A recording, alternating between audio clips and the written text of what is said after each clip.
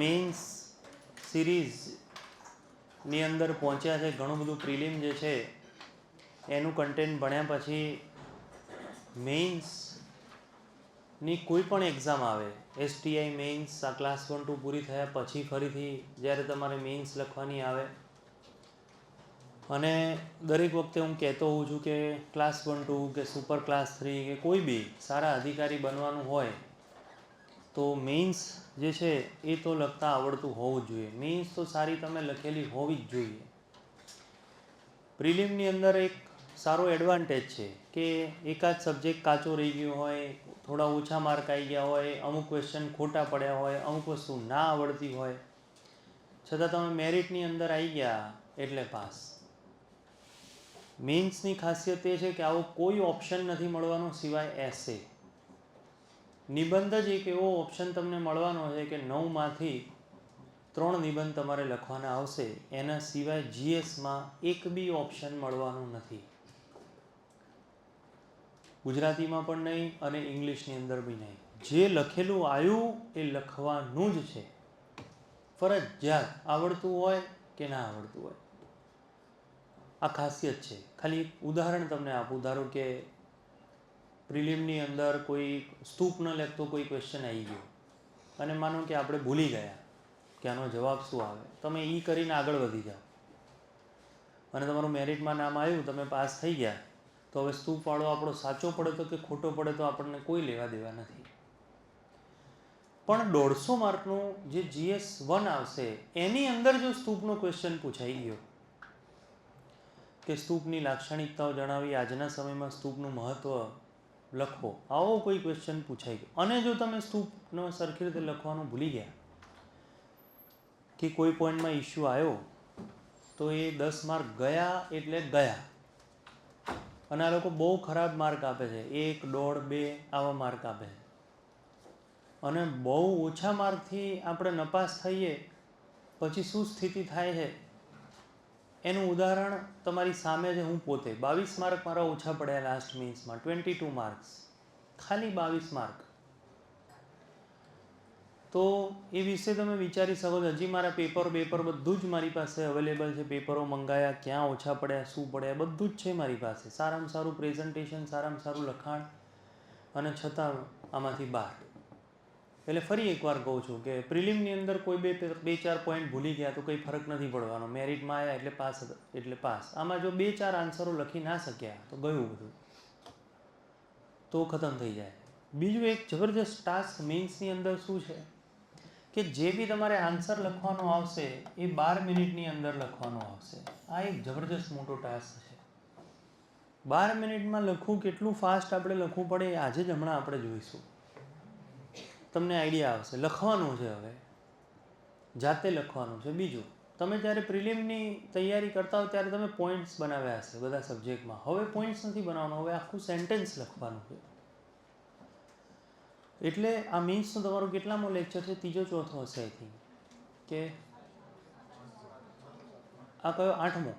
હા. તો એક ફોર્મેટ તમે અત્યાર સુધી સાંભળ્યું હશે, બેઝિક ફોર્મેટ તમે સાંભળી હશે કે ભાઈ સૌથી પહેલાં ઇન્ટ્રોડક્શન આવે, એના પછી મેઇન બોડી આવે અને એના પછી એન્ડિંગ આવે. આ એક ફોર્મેટ છે જે ફોર્મેટની અંદર તમારે લખવાનું આવશે. હવે આપણે આર્ટ એન્ડ કલ્ચરની જો વાત કરીએ તો કલા સંસ્કૃતિ વારસાની અંદર 2 ભાગ છે. આપણા ભારતનું કલા સંસ્કૃતિ, ગુજરાતનો કલા સંસ્કૃતિ વારસો. આ લોકોએ શું કરવું, એક એક્ઝામની અંદર નકરું ભારતનું જ પૂછ્યું અને એક એક્ઝામની અંદર નકરું ગુજરાતનું જ પૂછ્યું. આવું કર્યું. નકરા ભારતના મેઇન્સના ક્વેશ્ચનો. એકાદી એક્ઝામ લીધી તો નકરા ગુજરાતના મેઇન્સના ક્વેશ્ચનો. એટલે ટૂંકમાં આપણે તો 2 સબ્જેક્ટ કરવા પડે. શું પૂછવાના એ ભગવાન જાણે. બાકી રેશિયો એવો છે કે 5 કે 4 આર્ટ એન્ડ કલ્ચરના ક્વેશ્ચન આવશે. જનરલી 5 ક્વેશ્ચન પૂછાય છે અને એ 5 ક્વેશ્ચન જે છે એમાંથી લગભગ 2 કે 3 જે છે એ ભારતના અને પછી 1-2 વધે ગુજરાતના પૂછશે. તો આર્ટ એન્ડ કલ્ચરનો પહેલેથી મેઇન્સ માટેનો એક અલગ આખો પહેલેથી ચોપડો તમે બનાવજો. ઘણા બધા પ્રિલિમના ટૉપિક તમે ભણી ચૂકેલા છો. આન્સર રાઇટિંગ ફોર્મમાં જ જવાનું છે. કેવી રીતે આન્સર લખાય, શું લખાય, અને આન્સર લખવાની પ્રેક્ટિસ જે છે એ તમારે કરવાની છે. બધાની આન્સર લખવાની પ્રેક્ટિસ, ઝડપ આ કેળવી ના શકાય. હવે ધારો કે ખાલી એક ઉદાહરણ આપું કે તમારે જાતે 12 મિનિટમાં આન્સર ફટાફટ લખવાનો છે. હવે હું ઇન્ડિવિજ્યુઅલી કે બધાને ઇન્ડિવિજ્યુઅલી કોઈ બી વ્યક્તિ 12 મિનિટમાં કેવી રીતે લખવું એ સોલ્વ ના કરાવી શકે, કારણ કે 12 મિનિટમાં ફટાફટ લખવા માટે ઘણા બધા પાસા જોઈએ. એ બધા પાસાની આપણે ચર્ચા કરીશું. પહેલાં તો કન્ટેન્ટ હાઈ હોવું જોઈએ, જે ક્વેશ્ચન પૂછાવે એકદમ આપણને આવડતો હોવો જોઈએ. બીજું ફોર્મેટ ખબર હોવી જોઈએ, કેવી રીતે આને લખવાનો છે. ઘણા લોકોને ક્વેશ્ચન સમજતા જ દાસા સર એવા મીન્સમાં ક્વેશ્ચન પૂછતા હતા કે ક્વેશ્ચન સમજતા જ સમય લાગી જાય. તો આજે આપણે થોડા એવા ક્વેશ્ચનો પણ જોઈશું, એની ફોર્મેટ આજે સમજીશું. આજના લેક્ચરમાં 1-2 એવા ક્વેશ્ચન આપણે સોલ્વ કરીશું જે ઇઝી છે, બહુ અઘરા નહીં પડે તમને. સ્થાપત્ય કલાના ક્વેશ્ચન આપણે જોઈશું, પણ એના પહેલાં આપણે એક ફોર્મેટ સમજી લઈએ. તમે સાંભળેલી જ હશે ઘણી બધી બાબતો, પણ મેઇન્સમાં કેવું છે કે જેટલો તમને અનુભવ મળે, જેટલી તમને માહિતી મળે એ ઓછી. જેટલા તમે રિસોર્સિસ ભેગા કરી શકો એ તમારે ભેગા જે છે એ કરવા જોઈએ. તો સૌથી પહેલાં 2 પેજની અંદર 12 મિનિટની અંદર તમારે આન્સર જે છે લખવાનો હોય. એની અંદર આટલા પેજની અંદર એ લોકોએ ક્વેશ્ચન લખ્યો હોય, કોઈ બી ક્વેશ્ચન જે પૂછ્યો એ લખ્યો હોય. એના પછી ફોર્મેટની જો આપણે વાત કરીએ તો 3 થી 4 લાઇનની અંદર ઇન્ટ્રોડક્શન આવતું હોય છે. કોઈ દિવસ પોઈન્ટમાં નથી લખવાનું હોતું, ફકરા ટાઈપ જ લખવાનું હોય છે. તો કોઈ પણ એક ક્વેશ્ચન પૂછાય એનો ઇન્ટ્રોડક્શન લખવાનો હોય છે. એટલે સૌથી પહેલાં જે ક્વેશ્ચન પૂછાયો એ ક્વેશ્ચનના થોડા તમને ક્વેશ્ચનના ઉદાહરણ આપું અને એના પછી આપણે એના ઇન્ટ્રોડક્શનની ચર્ચા કરીએ. તો પ્રિલિમ જે ભણ્યા એના કરતાં કંઈક અલગ આવશે. પ્રિલિમ એટલે શું કે જે માહિતી જે છે, જેટલી પણ માહિતીઓ અવેલેબલ છે એ બધી માહિતીઓમાંથી 4 બેસ્ટ એ વિકલ્પ શોધે, વિધાન શોધે. 4 બેસ્ટ. સ્તૂપ તો 4 વિધાન શોધશે, નાગર શૈલી તો 4 વિધાન શોધે, દ્રવિડ શૈલી તો 4 વિધાન શોધે, અકબર કે અશોકમાંથી કોઈ ક્વેશ્ચન પૂછવો હોય તો 4 વિધાન શોધે, શિલાલેખો તો 4 વિધાન શોધે. મેઇન્સમાં એવું નથી. મેઇન્સ અને ઇન્ટરવ્યૂ આ વ્યક્તિ શું સમજ્યો છે આ ટૉપિકમાંથી એના ઉપર એ લોકો ક્વેશ્ચનો પૂછે છે. ક્વેશ્ચનની ખાલી એક તમને ઉદાહરણ આપું એટલે ધીરે ધીરે આપણને આઈડિયા આવશે. ધારો કે આપણે ભણ્યા છીએ ભારતની મંદિર શૈલી, આપણે ભણ્યા ભારતની સ્તૂપ શૈલી, આપણે ભણ્યા અજંતા ઇલોરાની ગુફા, આપણે ભણ્યા. આ આપણે સ્થાપત્યમાં ભણ્યા હતા, બરાબર. સ્થાપત્યની અંદર આટલા આપણે ટોપિક જોયા હતા. તો મેઇન ક્વેશ્ચનો કેવી રીતે બને ખાલી એ તમને પહેલાં સમજાવું છું કે આ સ્થાપત્યો છે, આજે ભારતના સ્થાપત્યો છે અથવા તો વર્લ્ડ હેરિટેજ સાઇટ છે, એ 21મી સદીના આધુનિક સમયમાં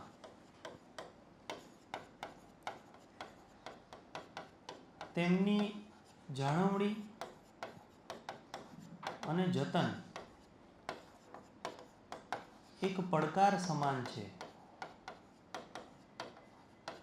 સમજાવો, આવો ક્વેશ્ચન પૂછાય. પ્રિલિમ નથી પૂછ્યું.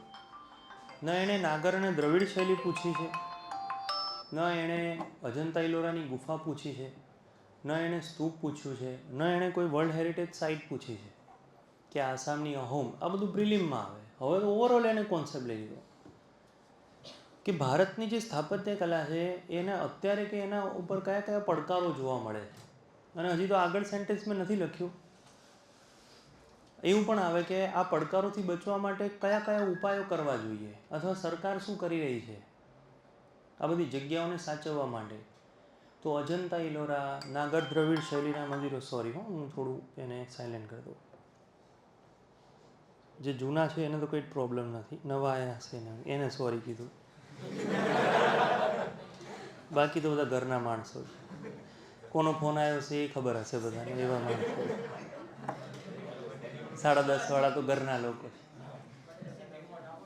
એસીનું રિમોટ લો, જવા દો.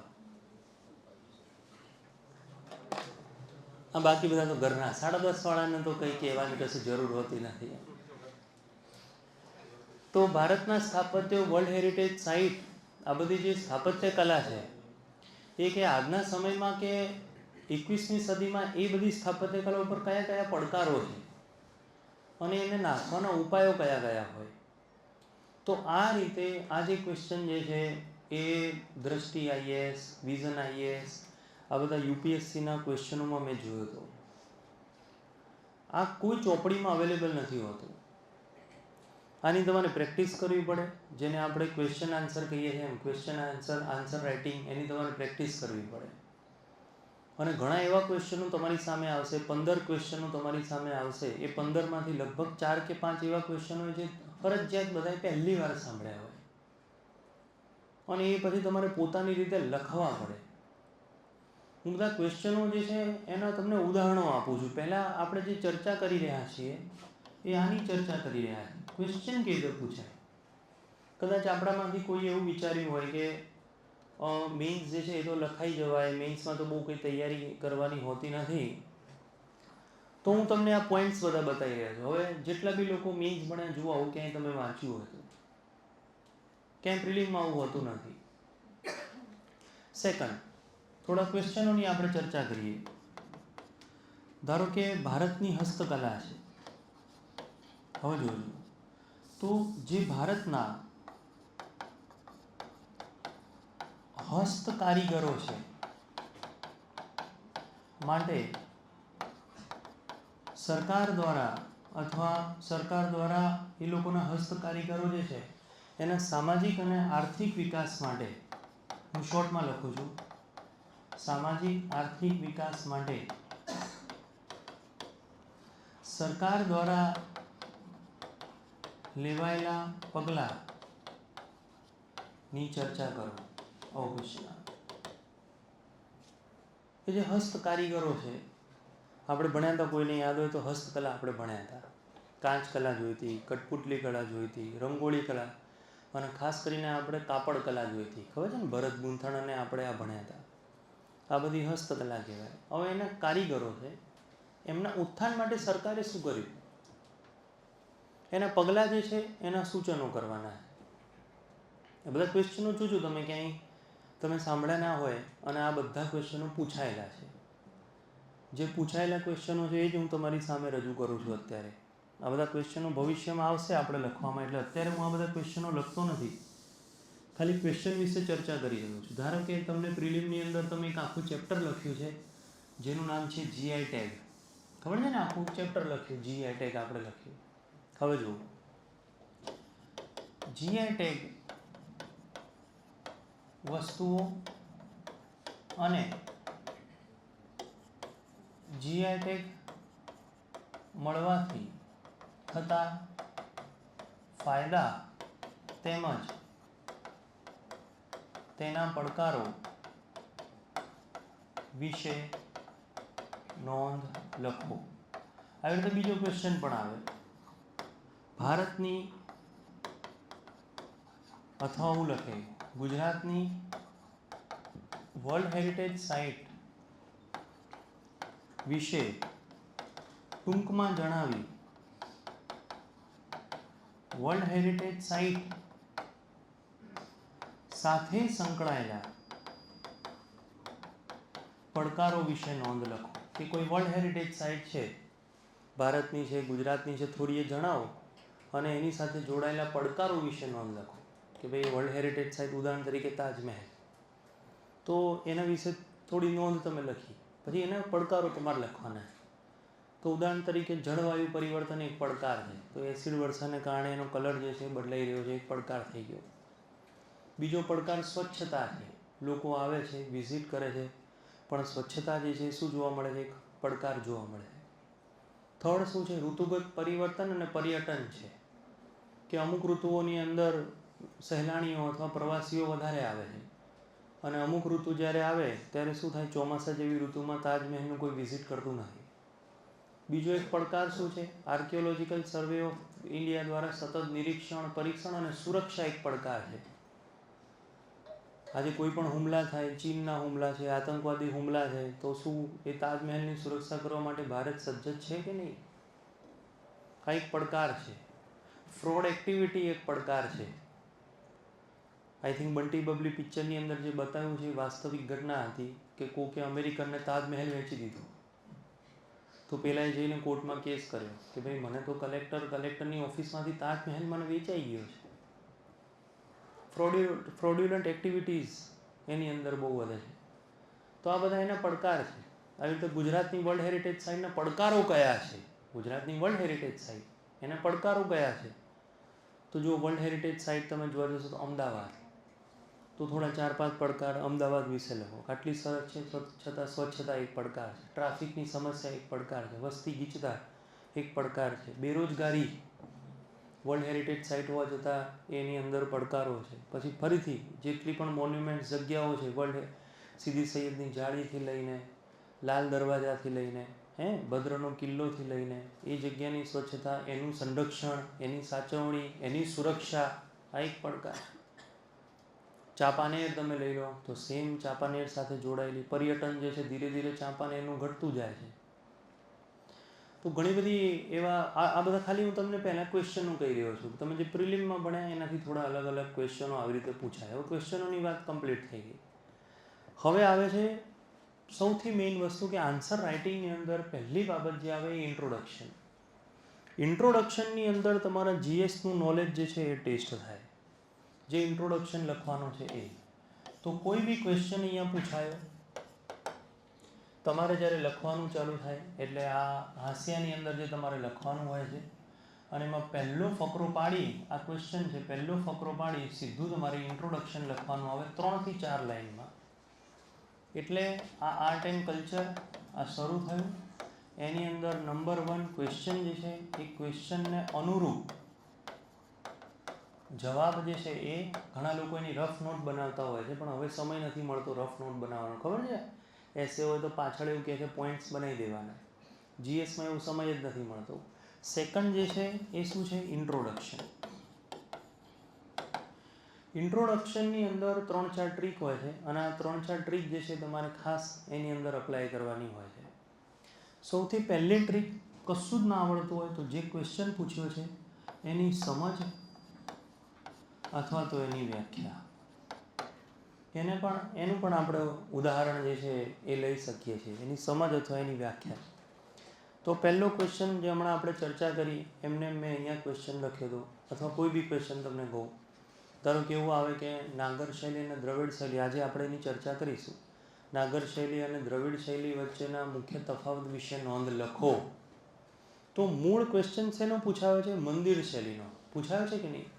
તો એનું ઇન્ટ્રોડક્શન અથવા એનું સમજ, બેઝિક મંદિર શૈલી જે છે એનું સમજ. તો મંદિર શૈલીનો ઇન્ટ્રોડક્શન શું હોઈ શકે? તો ગુપ્ત કાળની અંદર યસ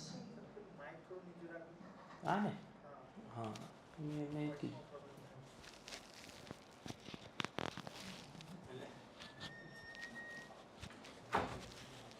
તો નાગર શૈલી જે છે એના વિશે કંઈ તમને નોંધ લખવાની આવે તો નાગર શૈલીનું બેઝિક ઇન્ટ્રોડક્શન. ધારો કે નાગર શૈલીનું બેઝિક ઇન્ટ્રોડક્શન કેવી રીતે આવે?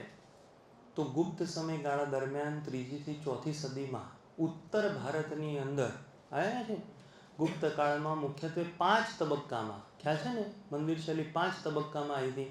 આપણે ચર્ચા કરી હતી પહેલાં ચોરસ મંદિરો, પછી કોતરણી કામ વધે, પગથિયા વધે, પ્રદક્ષિણાપથ વધે. તો ગુપ્ત કાળમાં 5 તબક્કાની અંદર ઉત્તર ભારતમાં નાગર શૈલી અને 7મી થી 12મી સદી દરમિયાન દક્ષિણ ભારતમાં બોલો દ્રવિડ શૈલીના મંદિરોનો વિકાસ જોવા મળ્યો. તો આ ઇન્ટ્રોડક્શન થયું કે ના થયું? તો મંદિરનો ક્વેશ્ચન આવ્યો તો એનું ઇન્ટ્રોડક્શન થયું. હવે ધારો કે ક્વેશ્ચન એવું પૂછાયું હોય કે ભાઈ સ્તૂપની મુખ્ય લાક્ષણિકતાઓ જણાવો અથવા સ્તૂપના મુખ્ય ભાગો જણાવી સ્તૂપ વિશે નોંધ લખો. આવું કોઈ આવ્યો કે ભારતના મહત્ત્વના સ્તૂપ વિશે નોંધ લખો. તો વ્યાખ્યા, ઇન્ટ્રોડક્શન અથવા સમજ બોલો કોની લખવાની છે?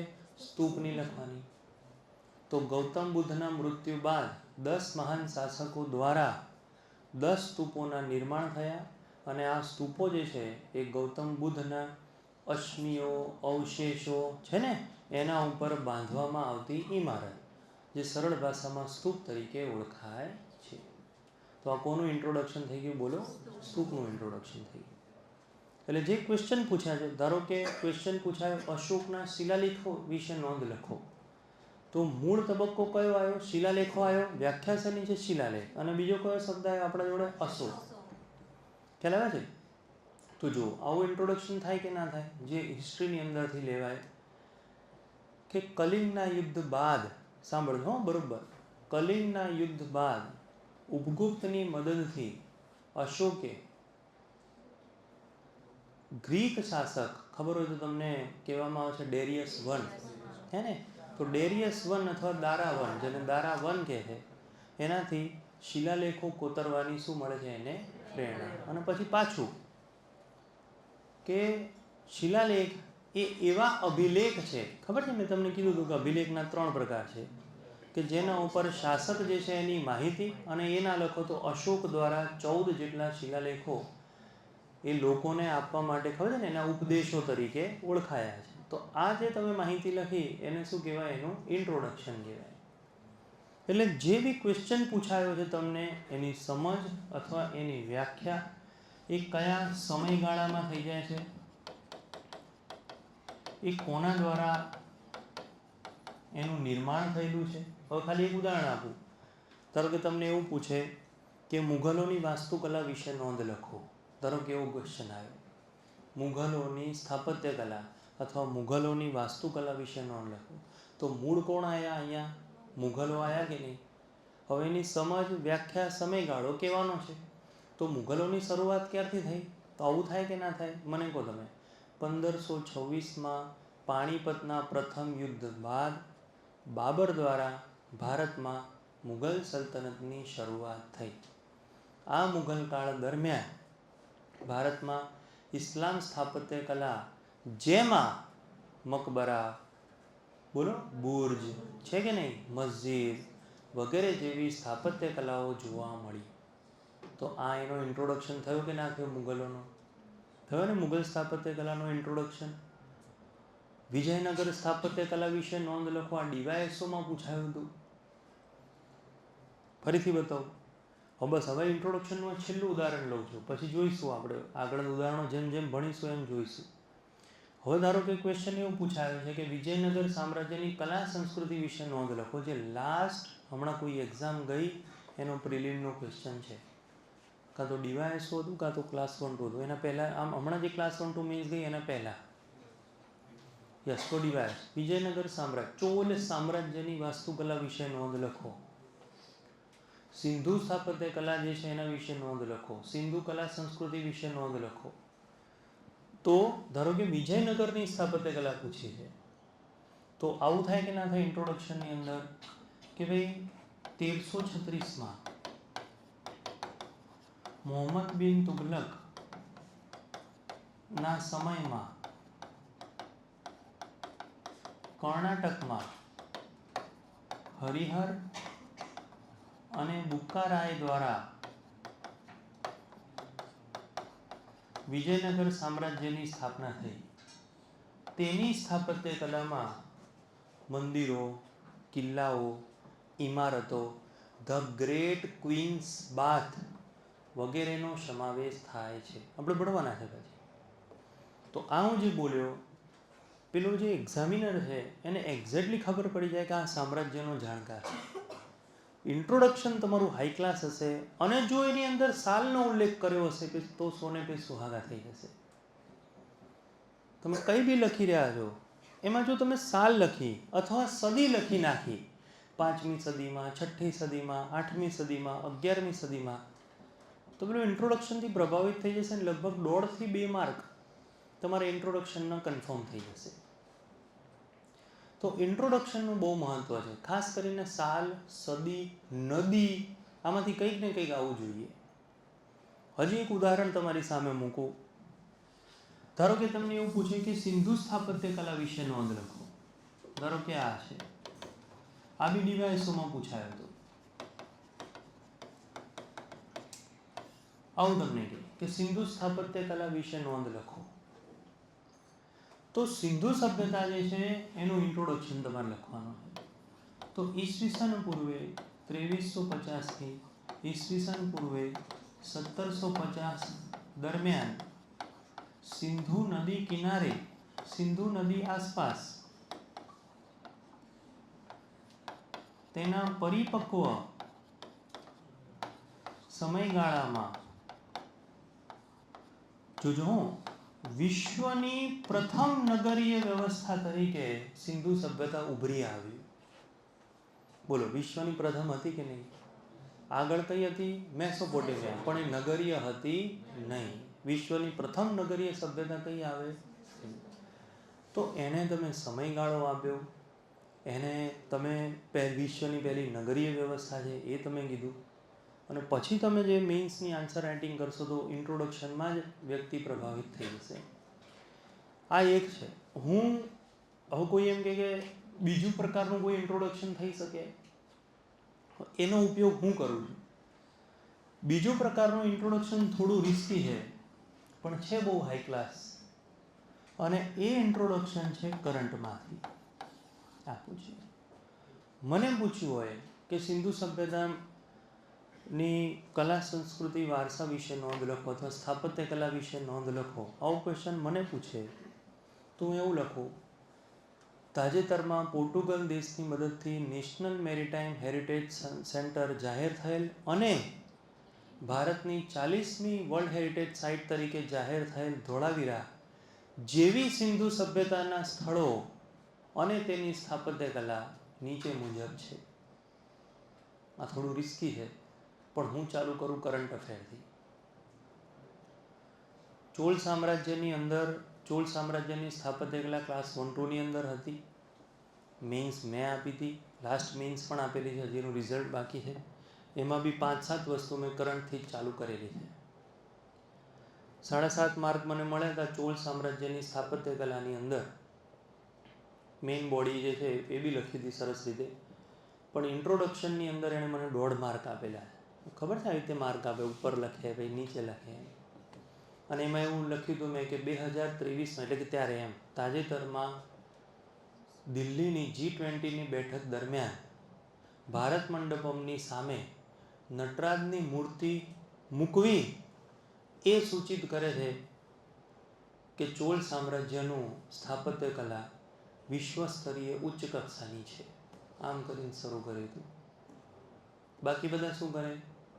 9મી થી 13મી સદી દરમિયાન પેન્નાર નદી કિનારે દક્ષિણ ભારતમાં, કોઈ વધારે પાછો જોગ્રાફીનો જાણકાર હોય તેવું કહેવાય, કોરોમંડલ કોસ્ટ પાસે અહીંયા લખે, કારિકાલ દ્વારા ચોલ સામ્રાજ્યની સ્થાપના થઈ હતી. તેની સ્થાપત્ય કલા નીચે મુજબ છે. અહીં આવે છે. એટલે 2 રીતે થાય. સૌથી સારામાં સારી પદ્ધતિ અને કોઈ રિસ્ક જ નહીં તો એ વ્યાખ્યા, ઇન્ટ્રોડક્શન, સદી, નદી વગેરે. ખ્યાલ આવે છે? અને થોડું એડવાન્સ લખવું હોય તો પછી સીધો તમારા મગજમાં કોઈ કરંટ અફેર આવતો હોય તો એનાથી લખો. એક બાબત ધ્યાન રાખવાની, ના આવતો હોય તો પરાણે કરંટ અફેર નહીં બનાવવાનો. પછી તાજેતરમાં સમાચાર પત્રમાં સ્તૂપ ચાલુ હતું. હા, આવું કોઈ લખી નાખે, પરાણે નહીં.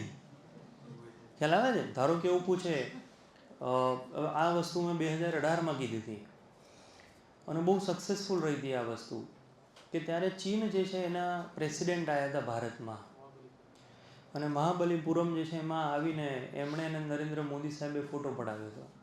તો આવી કઈ ઘટનાથી તમે લખો. ધારો કે પૂછ્યું દ્રવિડ શૈલીને અન્ય શૈલીઓની લાક્ષણિકતાનું વર્ણન કરો, અને ત્યાં તમે લખો કે તાજેતરમાં કે પ્રધાનમંત્રી અને ચીનના પ્રેસિડેન્ટે મહાબલીપુરમ તમિલનાડુની આસપાસ, એટલે એની મંદિરની પાસે એ ફોટો ક્લિક કર્યો. આવું તમે લખી શકો એની અંદર. અને એ સૂચિત કરે છે કે દક્ષિણ ભારતની કે સ્થાપત્ય કલા બહુ શ્રેષ્ઠ. એટલે ઇનડાયરેક્ટલી તમે શું બોલો કે આખા દક્ષિણ ભારતમાં એ લોકો મહાબલીપુરમ જ ગયા ફોટો ક્લિક કરવા. તો કેવી સ્થાપત્ય કલા હશે કે પ્રેસિડેન્ટ ત્યાં આવે છે, ચીનનો પ્રેસિડેન્ટ. બીજું એની સાથે આ કરંટથી તમે એડ કરી શકો છો. આ ઇન્ટ્રોડક્શન છે. હવે જે વસ્તુ ઉપર આપણે આવીએ, આ ઇન્ટ્રોડક્શન કર્યા પછી જેના ઉપર આપણે આવીએ એ છે મેઇન બોડી. જે પૂછ્યું છે હંમેશા યાદ રાખવાનું છે. જે ક્વેશ્ચન પૂછ્યો છે એની વાત કરીએ.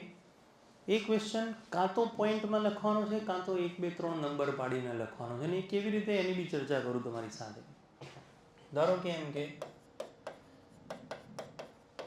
કે નાગર શૈલીના મંદિરો વિશે નોંધ લખી નાગર શૈલીના મંદિરો વિશે નોંધ લખી, તેના જુદા જુદા પ્રકારો જણાવો. આ ક્વેશ્ચન છે. તો મેં તમને કીધું એ પ્રમાણે પહેલા તો ઇન્ટ્રોડક્શન આવી જશે, બોલો. અને ઇન્ટ્રોડક્શન જે છે એ કોનું આવશે? નાગર. આ એનું ઇન્ટ્રોડક્શન આવી ગયું. 2 પેજ અહીંયા લખું, 2 પેજ કરી દો એટલે 2 પેજમાં તમારે કેટલું લખવાનું હોય, શું લખવાનું હોય એ તમને બતાવું. આ 1 પેજ થશે અને આ 2 પેજ થશે. 2 પેજમાં જ આન્સર લખવાનો છે. ઓલી વસ્તુ નવા વિદ્યાર્થીઓ હોય તો હું ખાસ અત્યારે કહી દઉં છું. જૂના વિદ્યાર્થીઓને ખ્યાલ જ છે કે કોરો ચોપડો જ વસાવવાનો હવે તો મેઇન્સમાં ફરજિયાત. અને એમાં બી મેઇન્સનો નવો ચોપડો વસાવતો હોય તો સાઈડમાં 2 લાઈન હોય એવો જ ઝેરોક્સવાળાની દુકાનથી ખરીદવાનો. પેન ફિક્સ કરી દેવાની. સિનિયર કોઈએ મેઇન્સ એક્ઝામો આપેલી હોય, તમને ખ્યાલ હોય કે લોકો મેઇન્સમાં આ પેનનો ઉપયોગ કરે છે, તો હવેથી એ જ પેનથી તમે લખજો, ફરજિયાત. અને ના હોય તો પૂછતા રહેજો. કોઈએ મેઇન્સ આપેલી હોય તો તમારી લાઇબ્રેરીમાં આજુબાજુ કોઈએ, આજુબાજુ ના પૂછો, બધા તમારા જેવા જ હશે. રવા હા, ચાલશે. ના કોઈ બધાને ઓળખું, બધા મારે કહું તો છું ઘરના છે એ ચિંતા રવા દો, મને પૂછી લેજો, હું કહીશ. હા બસ. એટલે એ ફિક્સ કરી દો. એ બહુ બધું. ધારો કે ખાલી એક ઉદાહરણ આપું છું. બહુ પહેલાં 2016માં મારી સાથે એવું થયું હતું કે હું જે પેનથી લખતો હતો, મારી ફેવરિટ પેન, બહુ ફટાફટ હું એ પેનથી મારી સ્પીડ પણ ડેવલપ થઈ ગઈ. પણ મને આઈડિયા જ ના આવ્યો. જ્યારે એક્ઝામના પેપરો, એક્ઝામની આન્સર શીટ મારા હાથમાં આવી તો મેં આમ પાછળ જોયું તો એના ડાઘા પડતા હતા. એટલી ડાર્ક પેન હતી. મને એમ કે ડાર્ક પેન લઈશ તો શું થશે, ત્યાં કોમ્પ્યુટરની અંદર સ્કેન સારી થશે. પણ પછી પાછળથી જોયું તો એની અંદર ડાઘા પડતા હતા. પછી પાછળ તમારે લખવાનું જ આવે એ જ પેજમાં, એટલે બધું મેસઅપ થઈ ગયું, બહુ બધું બગડતું હતું. એટલે આ બધું ધ્યાન રાખવાનું. તો એ કોરો સાઈડમાં લીટા હોય એ બેસ્ટ ચોપડો, જેથી તમને ખબર પડે. કારણ કે દરેક આન્સર અમુક શબ્દોમાં જ લખવાના હોય છે, ફિક્સ શબ્દો હોય છે. 150 શબ્દોમાં, 100 શબ્દોમાં, 300 શબ્દોમાં, 800 શબ્દોમાં, એ ફિક્સ જ હોય છે. શબ્દોની લિમિટ વધી ગઈ તો ગયા કામથી એ સાઈડમાં લખી જ નાખે છે, 2-2, 3-3 માર્ક કાપી દે છે.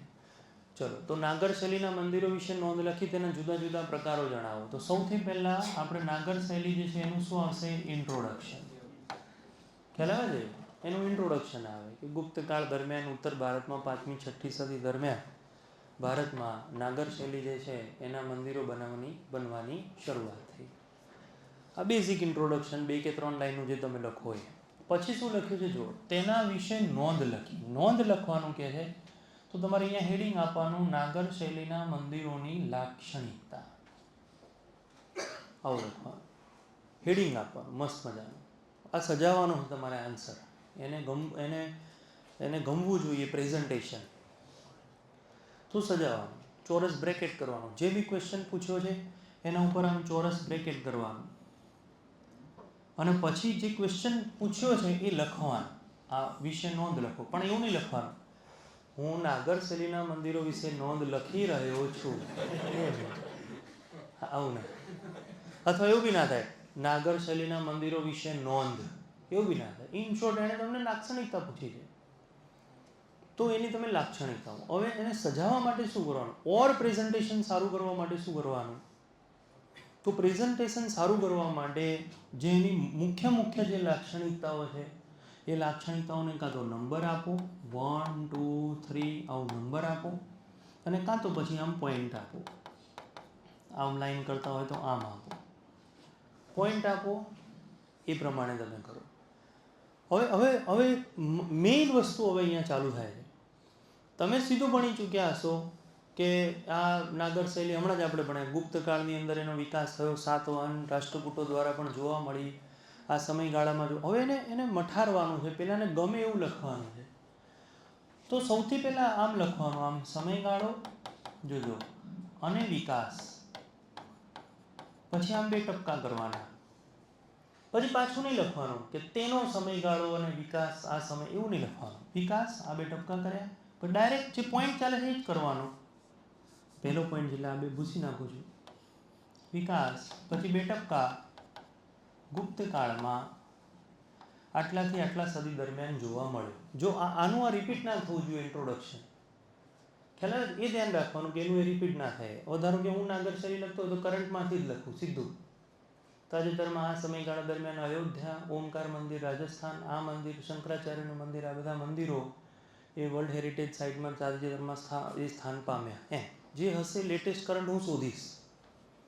અને આજે પણ આ બધા મંદિરો કે વર્લ્ડ હેરિટેજમાં આવે છે એ નાગર શૈલીની લાક્ષણિકતાઓનું વર્ણન આબેહૂબ રજૂ કરે છે. એમ કરીને પછી હું ઇન્ટ્રોડક્શનમાં લખીશ. પછી ધારો કે બીજું સેન્ટેન્સ હું શું લખીશ? પંચાયતન શૈલી આવું કરીશ. પછી એને સમજાવીશ કે મુખ્ય મંદિરની આસપાસ અન્ય મંદિરો પણ જોવા મળે. હું એની અંદર લખીશ જેની લાક્ષણિકતાઓ છે એ લાક્ષણિકતાઓનું નિર્માણ કરીશ અહીંયા. પછી થર્ડ લખીશ રચના એની. તો લખી પ્રસ્તર ખડકોના રેતાળ ખડકોથી અથવા રેતાળ પથ્થરોથી તેની રચના થાય છે એવું કરીને પાછું છોડી દઈશ. પછી ચોથામાં લખીશ પીઠિકા એવું લખીશ. અને મંદિર 1 થી 2 મીટર ઊંચાઈ અથવા હાઇટ ઉપર બનાવવામાં આવે છે અને પીઠિકાને જગતી પણ કહે છે. પછી પાંચમું પોઈન્ટ લખીશ અને લખીશ શિખર, કે આ મંદિરના શિખરો 3 ભાગમાં વહેંચાયેલા છે જેને લતીફ પ્રસાદ બોલો ફમસાના અને વલ્લભ તરીકે ઓળખવામાં આવે છે. પછી એ લખીશ અને પછી પાછું શું કરીશ ખબર છે? પછી છઠ્ઠો પોઈન્ટ, પછી આવા ટપકા નહીં કરું. પછી અહીંયા એવું લખીશ મંડપમાં મેં તમને કીધું 3 ભાગ છે, મહામંડપ, અર્ધમંડપ, ખબર છે ને, અને મંડપ. 3 ભાગમાં જો તો બધી લાક્ષણિકતાઓ આમ પોઈન્ટ કરીને એને સમજાવીશ. પછી પાછો છેલ્લો પોઈન્ટ એમાં એડ કરીશ કે નાગર શૈલીમાં દ્રવિડ શૈલીના જેમ આમ તો એની લાક્ષણિકતા ના કહેવાય પણ છતાં આ પોઈન્ટ લખો તો એને માહિતી મળી જાય કે ભાઈ આ નાગર શૈલીનો સંપૂર્ણ જાણકાર છે. અને ત્યાં તમે એવું લખી શકો કે આટલી ઉત્કૃષ્ટ નાગર શૈલીમાં ગોપુરમ બોલો, પ્રવેશ દિવાલ નથી, પેલા આપણે ફરતે દિવાલ અને જળકુંડ જોવા મળતા નથી. આટલું પતી ગયું. તો આ પહેલે તમે નોંધ લખી એના વિશે. એના પછી આવે છે જુદા જુદા પ્રકારો જણાવો. ખ્યાલ આવે છે? હવે મારી મરજી. મને એવું લાગે કે અહીંયા મેં પોઈન્ટ બનાવીને આવી રીતે લખ્યું છે તો હું શું કરીશ? જોડકું બનાવી દઈશ.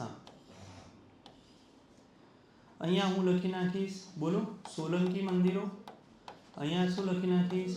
ખજુરાહો કરી દઈશ. અને અહીંયા શું કરી દઈશ? ઓડિશાના. અને પછી એક પોઈન્ટની અંદર એની લાક્ષણિકતા લખી નાખીશ. 4 કે 5, બહુ નહીં. સોલંકી શૈલી મારું ગુર્જર શૈલી તરીકે પણ ઓળખાય છે. તેમ સોલંકીમાં જળકુંડ પણ જોવા મળે છે. સામાન્ય રીતે સોલંકી શાસકો જેમ કે મૂળરાજ સોલંકી, સિદ્ધરાજ જયસિંહ, કુમારપાળ વગેરેના સમયમાં વિકસિત થઈ. મધ્યપ્રદેશ, રાજસ્થાન, ગુજરાતમાં આ શૈલી વધારે જોવા મળે છે. ઘણા જૈન મંદિરો પણ કઈ શૈલીમાં બન્યા છે? નાગર. પછી એક ઉદાહરણ લખી નાખીશ. ઉદાહરણ તરીકે મોઢેરાનું સૂર્ય. પછી આ બાજુ આ લખી નાખીશ ખજુરાહો મધ્યપ્રદેશ. એના પછી ઓડિસ્સી શૈલી લખીશ. તો આમ કરીને હું મારો આન્સરનો એન્ડ લઈ દઈશ. પછી પાછું આવે છે આ લખ્યા પછી એન્ડ લઈને આવે. ખ્યાલ આવે છે? હવે પાછી એ મજા છે, તમારે ટ્રીક રમવાની છે. તમે અહીંયા કરંટ નથી લખ્યું તો પાછો તમને કરંટ લખવાનો મોકો મળે આની અંદર. આજે પણ ઉત્તર ભારતના આટલા મંદિરોને તાજેતરમાં વર્લ્ડ હેરિટેજ સાઇટનો દરજ્જો મળ્યો છે. અથવા ભારતના નાગર શૈલી જે છે એનો મહિમા એટલો ઉત્કૃષ્ટ છે કે આખા વિશ્વમાં પ્રસિદ્ધિ પામેલ અયોધ્યા મંદિર અથવા તાજેતરમાં ચર્ચામાં રહેલ અયોધ્યા મંદિર નાગર શૈલીમાં નિર્માણ પામી રહ્યું છે. ખ્યાલ આવે છે? એટલે હજી એન્ડમાં તમે કંઈક મસ્ત વસ્તુ એને આપી દીધી જે બીજા બધા નહીં લખે. આ ગેમ એ જ છે કે જે બીજા લખે એના કરતાં તમે કંઈક વિશેષ લખો તો બીજા બધાને 6 માર્ક મળે, તમને 7, 7.5 માર્ક મળે. દરેક ક્વેશ્ચનમાં 1 માર્ક તમે વધારે લેશો તો બાકી બધા કરતાં 15 માર્ક તમારા વધી જશે. અને હંમેશા મારા સબ્જેક્ટની વાત કરું, આ GS1ની વાત કરું તો GS1 જે છે 150 માર્કનું પેપર આવે. અને આ જે 150 માર્કનું પેપર છે એની અંદરથી સૌથી બેસ્ટ સ્કોર કયો કહેવામાં આવે છે તો 65 થી 70 થી 75. બસ આ સારામાં સારો સ્કોર કહેવાય. મારે 68 માર્ક છે, 68.5 માર્ક છે. તો આ સ્કોર છે એનો. તો આટલાની વચ્ચે બધાનો સ્કોર મળે. ઓછા હતા થોડા, ખરેખર જોવા જઈએ તો આની અંદર 72-75 સ્કોર જે છે હોવા જોઈએ. પણ થોડું ઇતિહાસ, થોડું બંધારણ, એ બધામાં 15 ક્વેશ્ચનો લખવાના છે. તો આ રીતનું આખા આન્સર રાઇટિંગ આને કહેવાય. શું ક્વેશ્ચન પૂછ્યો છે, શું પૂછ્યો છે, એટલે એક ઇન્ટ્રોડક્શન. જે ક્વેશ્ચન પૂછ્યો છે એ ધારો કે આવા જ હજી એક ક્વેશ્ચનની ચર્ચા કરીએ, પછી આપણે આપણા ચોપડા ઉપર આવીશું, લખવાની પ્રક્રિયા ઉપર આવીશું. ધારો કે તમને આ ક્વેશ્ચન પૂછે છે સ્તૂપ. સ્તૂપના મુખ્ય ભાગો અથવા તો એની લાક્ષણિકતાઓ નું વર્ણન કરો અને ભારતના મહત્વના સ્તૂપો જણાવો. એક ક્વેશ્ચન કેવો પૂછ્યો તો ખબર છે? ઉપાધ્યાય સાહેબની જસ્ટ એન્ટ્રી થઈ હતી ને એમણે ક્વેશ્ચન પૂછ્યો તો, ઇતિહાસનો ક્વેશ્ચન પૂછ્યો તો GS1ની અંદર. કેટલું સરસ સેન્ટેન્સ સાંભળજો. ભારતના 16 સંસ્કારો જણાવો. ક્વેશ્ચન પૂરો. અને જે વૈદિક સભ્યતામાં જે 16 સંસ્કાર આવે છે એ બેઠા પહેલેથી લઈને છેલ્લે સુધી જેણે લખ્યા એને માર્ક ખરા, જેણે ના લખ્યા એ ગયા. આવી રીતે ફેક્ચ્યુઅલ ડિટેલ પણ પૂછે. હવે આ સ્તૂપ જે છે બને એવું આ ક્વેશ્ચન લેવાનું કારણ હું તમને કહું છું, અને એ કારણ છે આકૃતિ.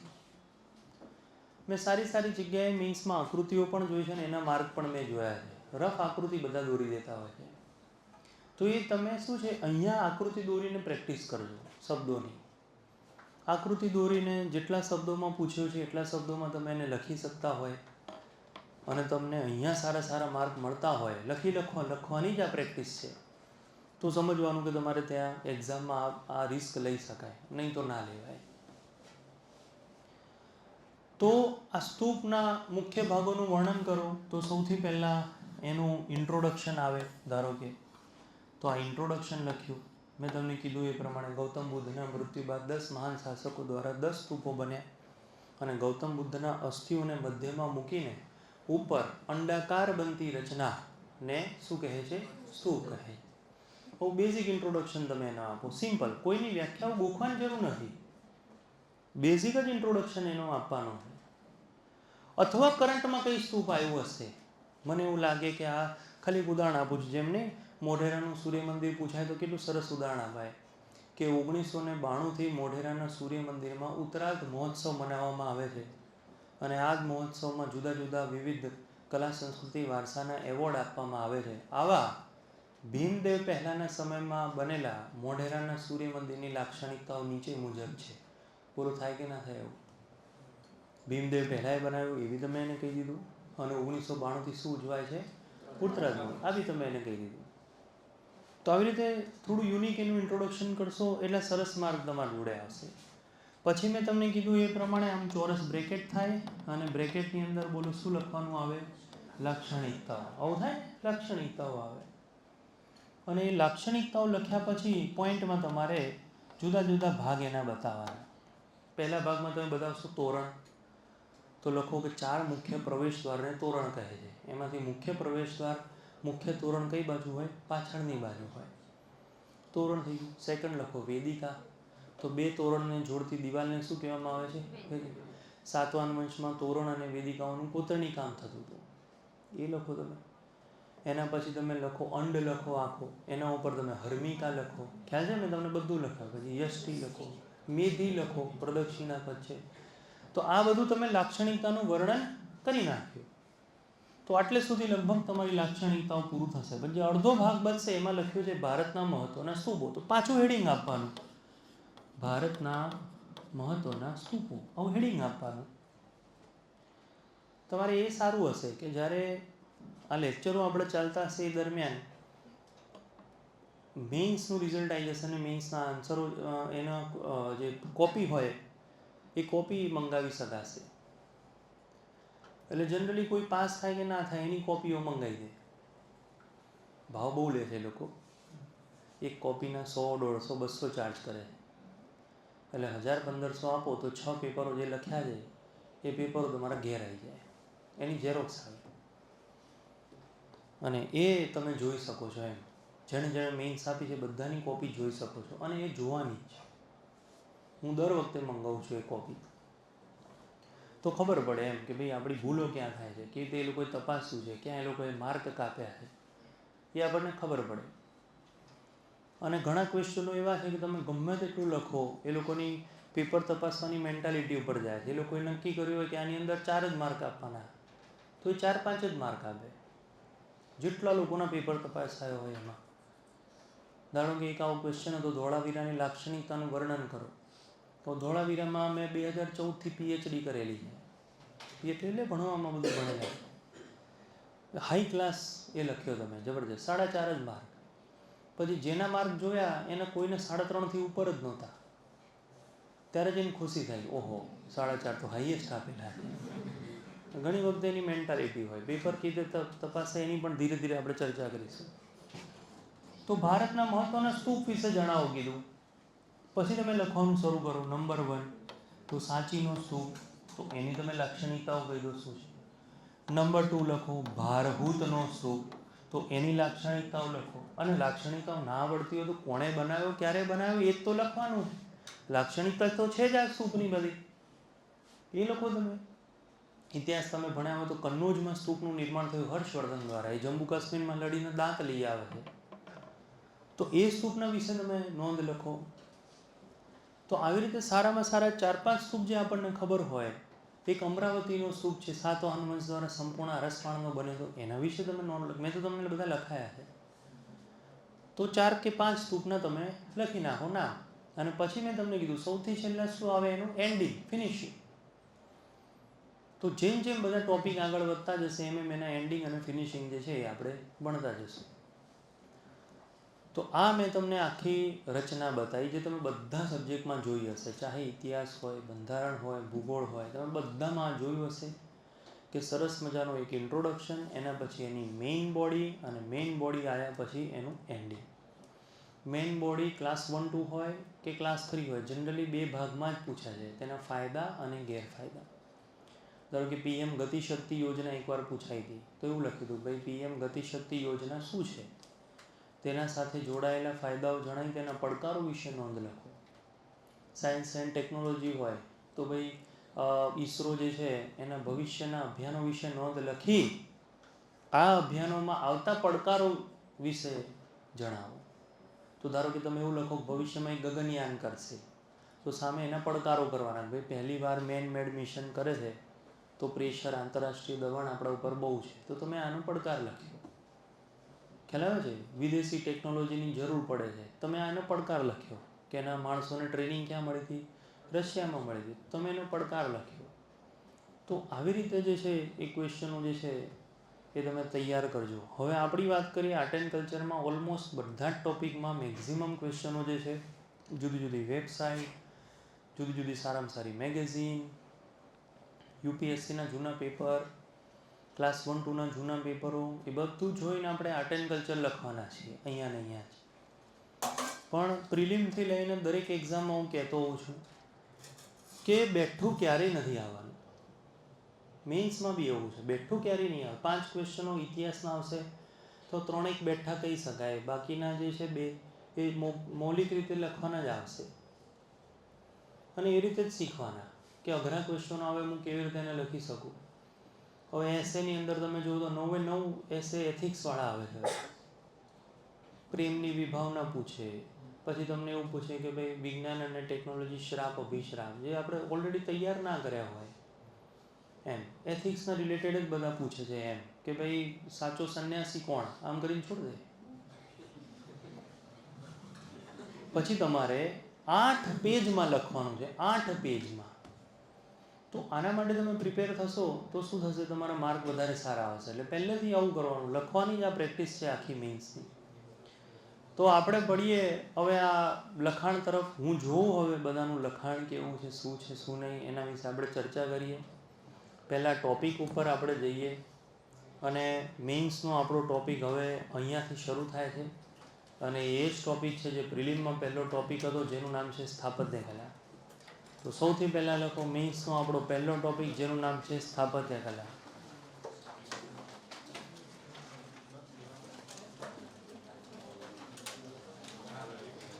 ભારતની સ્થાપત્ય કલા. આપણે ઇન્ડિયન આર્ટ એન્ડ કલ્ચર શરૂ કરવાનું છે. અને ઇન્ડિયન આર્ટ એન્ડ કલ્ચરમાં પહેલાં આપણે ભણવાના છીએ સ્થાપત્ય કલા, આપણો પહેલો ટોપિક. આપણું આપણું ભણવાનું કેવું ચાલશે મેઇન્સમાં એ તમને કહી દઉં. લખવાનું તમારે છે, એટલે શું કરવાનું છે હું તમને કહી દઉં. હું તમને એક અહીંયા ક્વેશ્ચન કહીશ. ક્વેશ્ચન કીધા પછી હું પણ તમને 12 મિનિટ નહીં પણ 5, 6, 7 મિનિટ આપીશ. એ 7 મિનિટમાં શું કરવાનું છે સાંભળી લો બરોબર.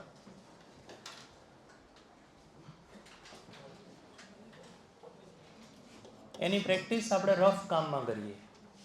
પાછળનું જે તમારું રફ કામ હોય ને, રફ ચોપડો, એટલે સોરી છેલ્લું પેજ, એ છેલ્લું પેજ કાઢો, આપણે એની પ્રેક્ટિસ કરીએ. ખાલી એક ક્વેશ્ચન લખો. ભારતની કલા સંસ્કૃતિની, છેલ્લું હો, પહેલેથી જ્યાંથી તમે ચોપડો બનાવવાનું શરૂ કર્યું ત્યાં ના લખતા. ભારતની કલા સંસ્કૃતિની મુખ્ય લાક્ષણિકતાઓનું વર્ણન કરો. અથવા જુઓ અહીંયા જુઓ, ભારતીય કલા સંસ્કૃતિની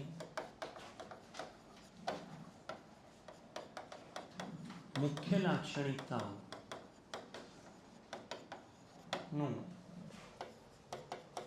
વર્ણન કરો. હવે મારી વાત જુઓ, હું જે કહું એ તમારે કરવાનું. હું જે કહું એ ફોર્મેટમાં તમારે, આજનો લેક્ચર ફોર્મેટને સમજવાનો છે. મારે તમારા અક્ષરો જોવાનો છે. તમારે એ જોવાનું છે કે તમે જાતે કેટલું લખી શકો છો. અક્ષરો તો મને ખબર છે, કહું છું ને, બધા ખબર છે બધું કેવું છે બધું. હા, તો સૌથી પહેલાં જોજો, આમાં મેઇન વિષય કયો આવે છે જુઓ. શું આવે છે? ભારતની કલા સંસ્કૃતિ. હવે જોજો હા બોર્ડ ઉપર. સૌથી પહેલાં 3 થી 4 લાઇનમાં બોલો આનું શું લખવાનું છે? ઇન્ટ્રોડક્શન લખ્યા પછી તમારું એક હેડિંગ આવે, અને હેડિંગમાં શું લખ્યું હોય બોલો? ભારતીય કલા સંસ્કૃતિની મુખ્ય ના લખો તો ચાલે, લાક્ષણિકતાઓ. આ તમે હેડિંગ આપ્યું. હેડિંગ આપ્યા પછી તમારે પોઈન્ટ બનાવવાના છે. 1, 2, 3. ભલે આની અંદર તમે કંઈ ના લખો ચાલશે, પણ જે લાક્ષણિકતાઓ છે એના રીતે 4, 5, 6, 7, 8 જેટલા પોઈન્ટ હોવા જોઈએ. હું સાયકોલોજીથી રમતો હતો. હું શું કરતો હતો, જે પોઈન્ટ પૂછ્યા હોય ને એને હાથે કરીને 8 કે 9 પોઈન્ટ લખું. 8 કે 9, આ એક સાયકોલોજી છે કે પેલો 8 કે 9 પોઈન્ટ જોઈએ ને એટલે ઇનડાયરેક્ટલી હું એના મગજમાં 8નો 9નો આંકડો નાખી રહ્યો છું. ભાઈ તારે મને આટલા માર્ક આપવાના છે. એટલે પેલો શું વિચારે, 8 પોઈન્ટ લખ્યા છે, ઇન્ટ્રો લખ્યો છે, એન્ડ લખ્યો છે, તો 8, 8.5 આપી દો, અથવા 7.5 માર્ક આપી દે. એમ હાથે કરીને હું પોઈન્ટ 8, 9, 8, 9 જ લખું ફરજિયાત. પણ પછી એવું નહીં કરવાનું તમારે કે એક કામ કરું 11, 12 લખી નાખું તો કદાચ એને એવું થાય 10માંથી 11 માર્ક આવે. જનરલી કોઈ બી મેન્સનો આન્સર લખવાનો હોય તમારે એક આંકડો યાદ રાખવાનો. 10 માર્કનો ક્વેશ્ચન છે તો ઓછામાં ઓછા પોઈન્ટ કેટલા થવા જોઈએ બોલો?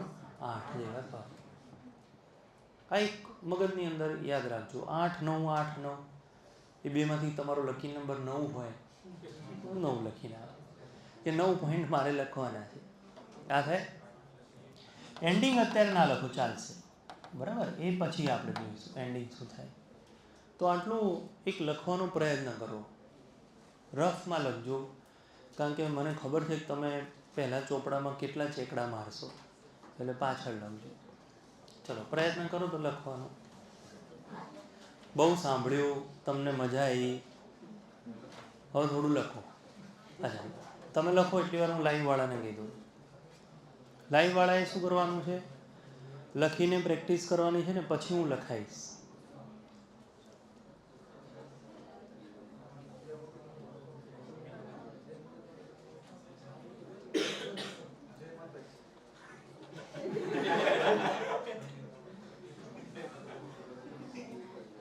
ચલો કેટલું થયું જુઓ તો. જાતે આજુબાજુ જોયા વગર.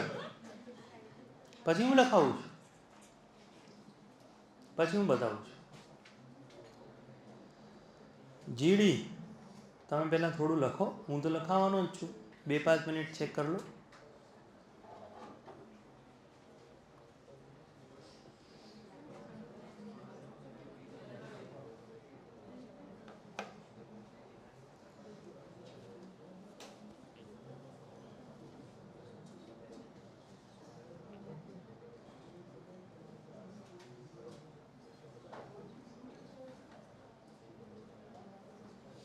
જોયું ઇન્ટ્રોડક્શન લખતા જ શું થાય છે?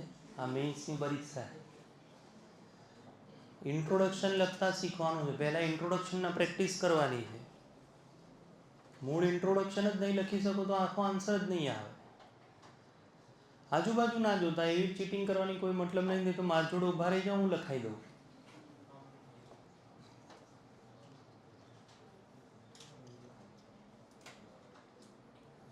આ છે મેઇન્સની પરીક્ષા. 3 લાઈન લખવી બી અઘરી પડી જાય. પછી હું કહું છું તમને ઇન્ટ્રોડક્શન.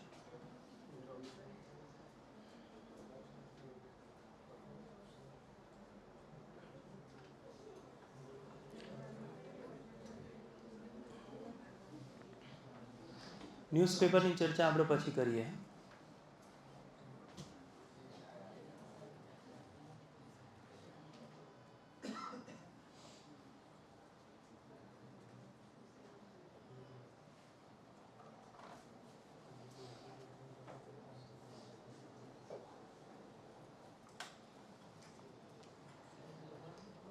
છેક છાક તો જોઈએ જ નહીં હો.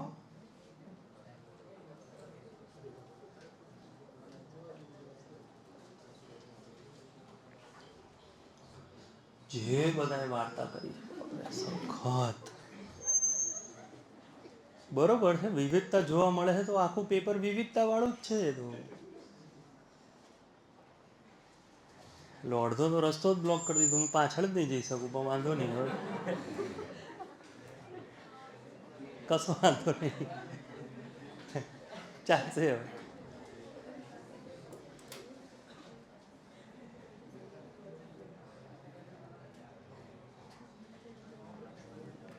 ના ના છે રસ્તો તો ખાલી.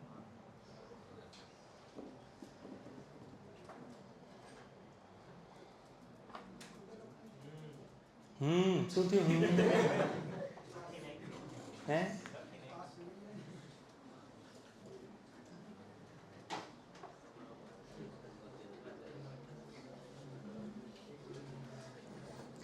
જો બહુ સરસ છે. હવે અહીંયા ધ્યાન આપજો. આ ક્વેશ્ચનમાં કે કોઈ બી જગ્યાએ તમે કોઈ બી જગ્યાએ ફસાવો તો બેઝિક જે છે એ તમારે ખાસ યાદ રાખવાના હોય. આવા ધારો કે તમને એમ કે ભારતીય અર્થતંત્રની લાક્ષણિકતા શું છે, સમજો.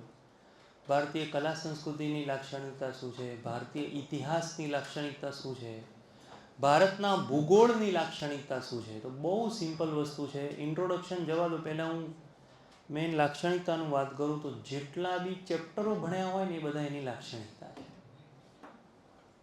ભારતનું કલા સંસ્કૃતિ વારસો એની લાક્ષણિકતા પૂછી છે, એનો અર્થ તો એ જ થયો ને કે આખી ભારતની કલા સંસ્કૃતિ વિશે વાત કરવાની. તો જે પોઈન્ટમાં પહેલું ચેપ્ટર આપણે જે ભણ્યા હતા એ શું છે? સ્થાપત્ય કલા છે કે નહીં? તો આ એની લાક્ષણિકતા છે. પછી તમે લોકો કે સિંધુ સભ્યતાથી વિશ્વની પહેલી નગરી આયોજન ધરાવતી સિટાડેલ પ્રકારની સ્થાપત્ય કલા એ સિંધુ સભ્યતાની સ્થાપત્ય કલા, એમ પહેલા એ લોકો.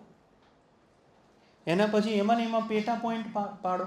નેક્સ્ટ, આ સિવાય ભીમબેટકા અને બાગ જેવી પ્રાગૈતિહાસિક ગુફા રચના જે જોવા મળી, જેમાં પાષાણ યુગ, આદિમાનવ જીવન વગેરે વિશેની નોંધ તથા વૈષ્ણવ અને બૌદ્ધ ધર્મ સાથે સંકળાયેલી, હિન્દુ વૈષ્ણવ બૌદ્ધ ધર્મ સાથે સંકળાયેલી અજંતા અને ઇલોરા ગુફા જે છે, જે મહારાષ્ટ્રમાં બાઘોર નદી કિનારે આવેલી છે, એ પણ સ્થાપત્ય કલાની આગવી વિશેષતા છે. આવે કે ના આવે સ્થાપત્ય કલા? ઓકે, આ સ્થાપત્ય કલાનું ચેપ્ટર આપણે પહેલું ભણ્યા હતા કે નહીં? ઓકે. એના સિવાય ભારતના મંદિરો ભલે સ્થાપત્ય કલાનો જ ભાગ છે, પણ અલગથી કહી દઉં. ઉત્તર ભારત અને દક્ષિણ ભારતની અંદર નાગર અને દ્રવિડ શૈલીના મંદિરો જોવા મળે. થોડી બાબતો એની કરી દેવાની 3-4 લાઈનમાં, પછી છોડી દેવાનું. બેઝિક પોઈન્ટ એના બતાવી દો. તો જો સ્થાપત્ય કલા તમે લખી, એની અંદર કઈ કલા લખી? મંદિર. પછી જુઓ કેવી થાય. બૌદ્ધ કલા સંસ્કૃતિ અથવા જૈન અને બૌદ્ધ કલા સંસ્કૃતિ, આવું લખાય કે ના લખાય?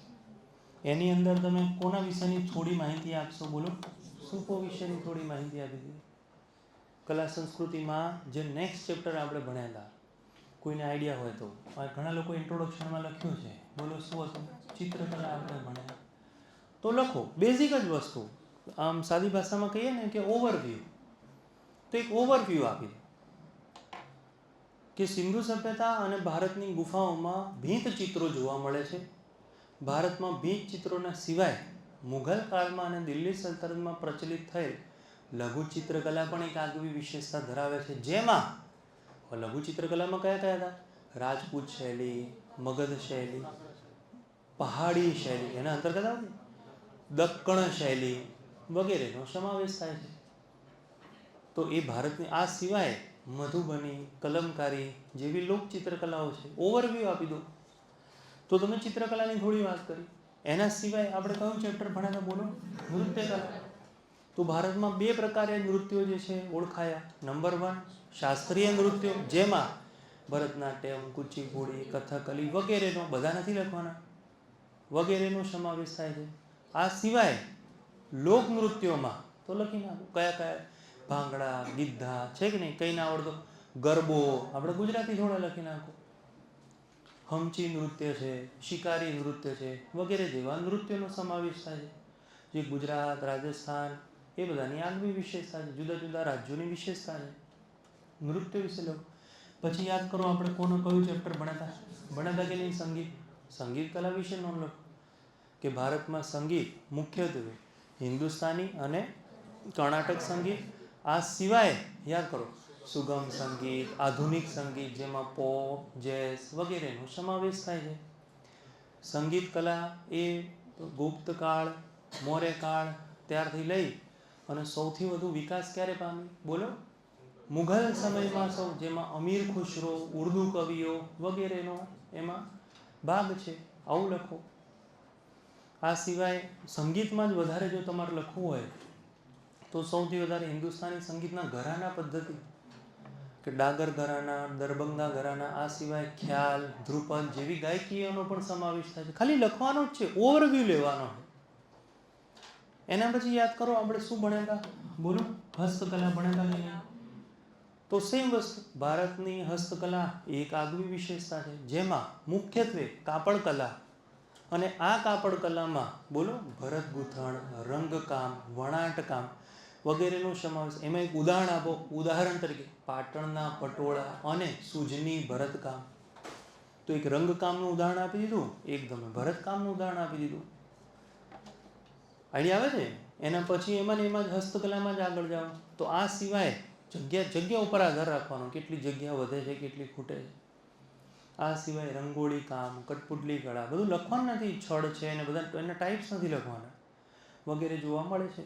પછી આગળ વધો. બીજું શું હતું એની અંદર? તો યાદ કરો મેળાઓ હતા કે નહીં? એમાં લખો, ભલે પોઈન્ટ આવે છે તો લો. તાજેતરમાં 144 વર્ષે ભરાતો મહાકુંભ મેળો 4 નદીમાં અથવા 4 સ્થળોએ જોવા મળે છે. આ સિવાય સૂરજકુંડનો મેળો, અંબુબાચી મેળો, બોલો છે કે નહીં? આ બધા મેળાનું નામ લખો વગેરે. પશુની લેવેચ માટે અને કલા સંસ્કૃતિને ઉજાગર કરતા મેળાઓનો સમાવેશ થાય છે. પછી યાદ કરો, આ તો પોઈન્ટનું તમને બતાવી દઉં છું. આપણે ભણ્યા હતા કે નહીં?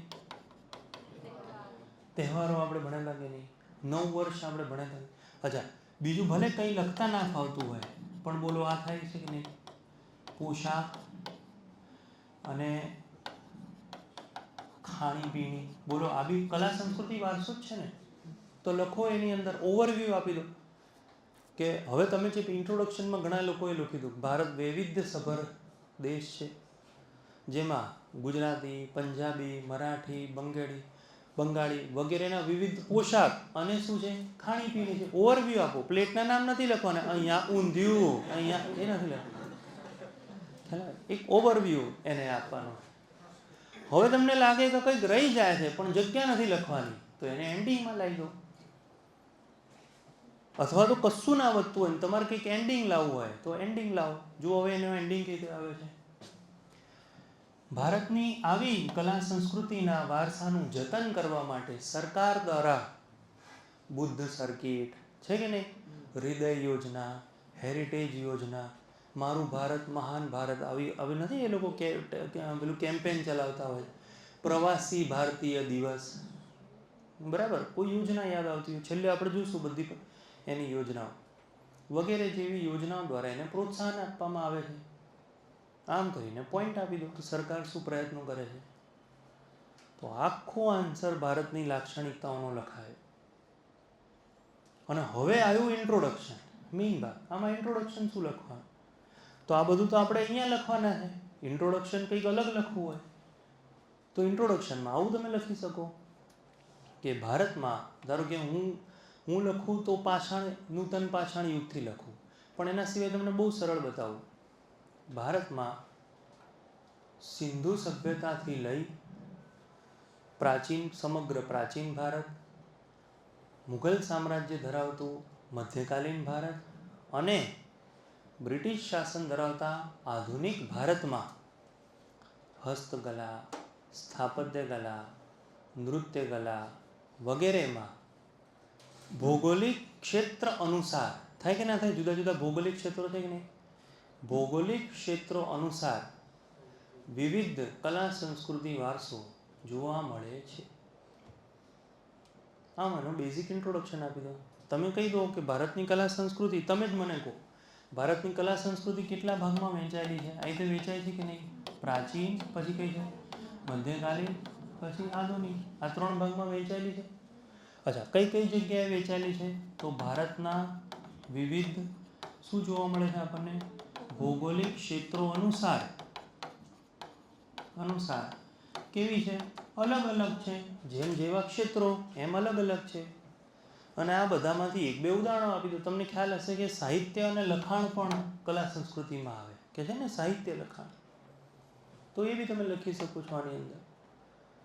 તમે યાદ કરો, માર્શલ આર્ટ આપણે ભણ્યા હતા, ઘણા બધા એવા ચેપ્ટરો છે જેમાં આમાં ઇન્ક્લુડ નથી કરતો, મેઇન જ કહું છું.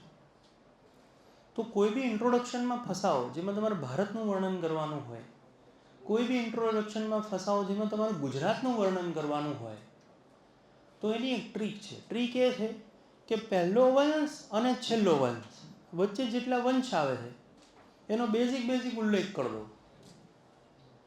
અને એ બધા વંશોમાં કલા સંસ્કૃતિ વારસોમાં જુદા જુદા આપણને શું જોવા મળ્યા? બદલાવો જોવા મળ્યા.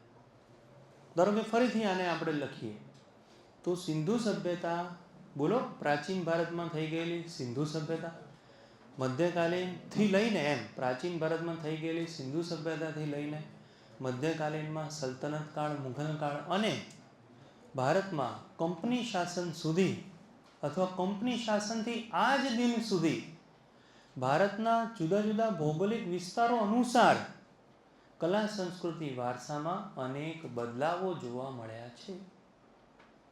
ખ્યાલ આવે છે? બસ પછી બતાવી દો કઈ કઈ કલા સંસ્કૃતિ વારસો છે, અને પછી સીધું એનું શું થઈ જાય? ઇન્ટ્રોડક્શન થઈ જાય. હવે હું તમને કહું, આ સેમ વસ્તુ મને પૂછાઈ હતી ગુજરાતીના પેપરની અંદર એસેમાં. 20 માર્કનો એસે લખવાનો હતો અને પૂછાયું હતું ગુજરાતની કલા સંસ્કૃતિ. હવે જે હું 10 માર્કનો જે ક્વેશ્ચન કરતો હતો આવો, એ આખો ફકરામાં જઈને હું લખી આવ્યો. સરસ મજાનું કલા સંસ્કૃતિનું ઇન્ટ્રોડક્શન લખ્યું. એક ફકરો આખો સ્થાપત્ય કલાનો પાડ્યો, બીજો ફકરો મંદિરનો, બીજો ફકરો જૈન બુદ્ધનો, પછી ફકરો ચિત્રકલા, પછી નૃત્ય કલા. અને ગુજરાતમાં તો કેટલું આવે છે, હવેલી સંગીત.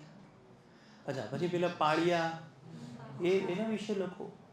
ગરબો ગરબી એના વિશે તમે લખો. પછી ગુજરાતમાં તો તમને ખબર હશે આદિવાસી સંસ્કૃતિ, એના વિશે તમે નોંધ લખો. પછી છેલ્લે એવું લખ્યું ગવર્મેન્ટ શું કરે છે આનું જતન કરવા? તો બજેટમાં કલા સંસ્કૃતિ વિભાગની રચના કરી, અલગથી એના માટે બજેટ ફાળવવામાં આવે છે. ગુજરાત ટુરિઝમની સ્થાપના થઈ. ખબર હોય તો ગુજરાત ટુરિઝમની બસો આવે છે. સમય બદલાતો રહે તો જે સાઇટ્સ છે, આવી જગ્યાઓ છે, ટુરિઝમ સાઇટ્સ છે, એનું રીડેવલપમેન્ટ થાય છે. ઉદાહરણ, આશ્રમ રોડનું ડેવલપમેન્ટ ચાલે છે. આવું બધું છેલ્લા ફકરામાં લખી નાખ્યું. 14.5 માર્ક હતા 20માંથી. 14.5. તો આ રીતે તમે એની અંદર આન્સર બી લખી શકો અને આખો એસે બી લખી શકો. તો પહેલાં તો આ ભારતની કલા સંસ્કૃતિ છે. અને એક કામ ખાસ કરજો, ગઈ વખતે બી મેં તમને કીધું હતું, જે આ બેચના સદસ્યો છે ખાસ જે ભણેલા છે પ્રિલિમ અહીંયા જ, કોઈ બી સબ્જેક્ટનું મેઇન્સ લખતા પહેલાં એનું પ્રિલિમ એક વખત રિવિઝન કરી લેજો. તમારા 2 કામ થઈ જશે, પ્રિલિમનું બી રિવિઝન થઈ જશે અને આનું બી થઈ જશે. એટલે હવે જ્યારે તમને ખબર પડે કે આર્ટ એન્ડ કલ્ચરનું લેક્ચર છે ત્યારે એક કામ કરજો, ધારો કે તમારો લેક્ચર છે આવતા સોમવારે, તો રવિવારે કાં તો એ દિવસે સોમવારે સાંજે 6:30 વાગે આવતા પહેલાં આર્ટ એન્ડ કલ્ચર વાંચી લેજો, અથવા તો સ્થાપત્ય કલા ઓછામાં ઓછું વાંચી લેજો. તમારું તો બેવ કામ થઈ જશે. 6 એપ્રિલ માટે તૈયારી બી થઈ જશે ફરી એકવાર. પછી શું થશે, તમને લખવામાં બહુ ફાયદો થશે. તો ફરીથી કહું છું, આ આખા જે આન્સર, હું આન્સર રાઇટિંગ જ કરાવવાનો છું, લખાવવાનો જ છું તમને. એના પોઈન્ટ્સ લખવાના છે, એની બાબતો લખવાની છે. રિલિજન, ટોલરન્સ ના એ ના આવે. યુનિવર્સલ હેરિટેજ સાઇટ એ કરીશું. યોગ આવી શકે કે નહીં એ બી બતાવીશ. ભાષા અને બોલી 100% આવે. ભાષા અને બોલી છે, ખાણીપીણી, પહેરવેશ, ભાષા અને બોલી, આ બધું મેં તમને કીધું કે રહી જતું હોય તો છેલ્લા ફકરાની અંદર એ એડ કરી નાખવાનું. તો આ રીતે જે છે એનું આન્સર જે છે એ થાય. બધાના આન્સર કરવાના છે. તમને એમ કહેશે પાળિયા સંસ્કૃતિ વિશે નોંધ લખો, તો એ બી આપણે જ ભણવાના છીએ. પાળિયાના વિવિધ પ્રકારો જણાવી પાળિયા સંસ્કૃતિ વિશે નોંધ લખો, તો એ આપણે અહીંયા જ લખવાનું છે. બરાબર? તો આ રીતે આપણે એને આગળ જોઈશું. ચલો હવે મને કહો, સ્થાપત્ય કલાની જ્યારે શરૂઆત થતી હોય, હવે કોઈ એમ કહેશે કે સર આ આખો આન્સર લખાઈ દો ને, તો હું કહીશ ના, આ અત્યારે નથી લખાવતું. 1-2 વખત પ્રેક્ટિસ થવા દો, મગજમાં આને ઉતરવા દો, ત્યારે આખો આન્સર આપણે ભેગા થઈને લખી નાખીશું. કેમ નથી લખાવતો એ બી કહી દઉં. હવે આ આન્સર લખતા તો બધાને આવડી ગયું કે નહીં? આ આપણે લખવાનું છે 12 મિનિટમાં, એક બી ચેકચાક વગર. ખ્યાલ આવે છે? તો હવે આજે ને આજે તો લખવાની કંઈ જરૂર નથી, થોડું આગળ વધવા દો. આ ભારતની કલા સંસ્કૃતિ ક્યાં ભાગી જવાની? બહુ બેઝિક પોઈન્ટ છે, ફરીથી સમજાવી દઉં છું. ઇન્ટ્રોડક્શન થઈ ગયું. ઇન્ટ્રોડક્શનમાં શું થાય? ભારતની કલા સંસ્કૃતિ છે શું? તો સિંધુ સભ્યતાથી લઈને અત્યાર સુધી છે. ભૌગોલિક ક્ષેત્રોમાં કેવી જોવા મળે છે? જુદી જુદી છે, અને આજ દિન સુધી બદલાયા કરે છે. થઈ ગયું એનું ઇન્ટ્રોડક્શન. પછી આર્ટ એન્ડ કલ્ચરના બધા શું છે, મેઇન ચેપ્ટરો જેટલા તમે ભણ્યા એ, અને એ ચેપ્ટરોની બધાની ઉપર છેલ્લું હેલિકોપ્ટર વ્યૂ. કે તમે સ્તૂપ ભણ્યા હોય તો ખાલી સ્તૂપ વિશે માહિતી આપી દો કે બૌદ્ધ ધર્મ જે છે એમાં ગૌતમ બુદ્ધના મૃત્યુ બાદ આટલા સ્તૂપો બન્યા, જેમાં હર્મિકા, મેઘી, બસ બહુ 2 તો ઉદાહરણ બહુ થઈ ગયા. તોરણ, વેદિકા જેવી રચનાઓ જોવા મળે છે. પતી ગયું. ખ્યાલ આવે છે? એના પછી સીધું તમે મંદિર લઈ લો તો મંદિર બતાવી દો, નૃત્ય લઈ લો તો એનું બેઝિક બતાવી દો. તો કરીએ છીએ આની ચર્ચા. હવે મેઇન ક્વેશ્ચન આજથી શરૂઆત જેની કરવાની છે, ફરીથી આવી એક ચર્ચા કરીએ. હવે જ્યાંથી તમે આર્ટ એન્ડ કલ્ચર લખવાનું ચાલુ કર્યું ત્યાંથી પાછા આવી જાઓ. ચલો, લાઈવવાળા મને કહો છો, આઈડિયા આવ્યો કે નહીં તમને બધાને? હવે આજે લખવાની ઉતાવળ નથી કરવાની, આજે સમજવાની ઉતાવળ કરવાની છે કે લખવાનું કેવી રીતે છે. બરાબર? બધું જ શીખવાનું છે. આપણે કદાચ એવું બી કરીએ કે 15-20 મિનિટ કે અડધો કલાક ખાલી ઇન્ટ્રોડક્શન જ લખીએ. ખ્યાલ આવે છે? બધાને ઇન્ટ્રોડક્શન લખીને જ પ્રેક્ટિસ કરીએ કે આવો ક્વેશ્ચન પૂછાય તો ઇન્ટ્રોડક્શન કેવી રીતે લખવાનું. અને દરેક લેક્ચરના અંતે એકાદ હોમવર્ક બી આપીશ. ખ્યાલ આવે? કોઈને બતાવવાનું નથી, કશું નથી કરવાનું, કોઈ ચેક નથી કરવાનું, કશું નથી કરવાનું, ખાલી મારા માટે. ગલે જઈને ખાલી રફ ચોપડામાં પ્રેક્ટિસ કરવાની છે. ઓકે? Yes, very good. ચલો, તો બહુ ઇઝી ક્વેશ્ચન. પહેલી આપણે સ્થાપત્ય કલામાં ચર્ચા કરીએ. ભારતની સ્થાપત્ય કલામાં બધાને યાદ હશે કે આમ જોવા જઈએ તો ભારતની સ્થાપત્ય કલા જે છે એ સિંધુ સભ્યતાથી ચાલુ થાય છે. કલા સંસ્કૃતિ ક્યાંથી ચાલુ થાય છે? સિંધુ સભ્યતા. ઇન્ટ્રોડક્શન તમને મેં શીખવાડ્યું કે નહીં? ફરીથી શીખવાડીશ. સિંધુ સભ્યતાનું ઇન્ટ્રોડક્શન 2 વખત પૂછાયેલો ક્વેશ્ચન ઉપાધ્યાય સાહેબના સમયમાં, 2 વાર પૂછાયેલો. હું તમને કહું, એના 6 વર્ષના ટેન્યુઅરમાં 2 વખત એમણે ક્વેશ્ચન પૂછ્યો છે. અને 1 વખત ક્લાસ 1-2ની એક્ઝામમાં અને 1 વખત DYSOની એક્ઝામમાં. બહુ સરસ ક્વેશ્ચન છે. હું એવું નથી કહેતો કે આપણી જ એક્ઝામોમાં રિપીટ થશે, પણ આ વર્ષે જેટલી પણ મેઇન્સ લેવાશે, આશરે 3 મેઇન્સ લેવાય છે ને, 3માંથી 1 વાર પૂછાય છે. રિપીટ તો રિપીટ. અમને બધાને એવું હતું કે આ વખતની મેઇન્સમાં સોલંકી વંશ તો નહીં જ પૂછાય, કારણ કે 2 વખત પૂછાઈ ગયું. ફરીથી આ વખતની મેઇન્સમાં ક્વેશ્ચન આવ્યો, સોલંકી વંશની સ્થાપત્ય કલા વિશે નોંધ લખો. તો સૌથી પહેલો અને બેઝિક ક્વેશ્ચન છે, સિંધુ સભ્યતાની કલા સંસ્કૃતિ વારસા વિશે નોંધ લખો. લખો આ ક્વેશ્ચન. First question.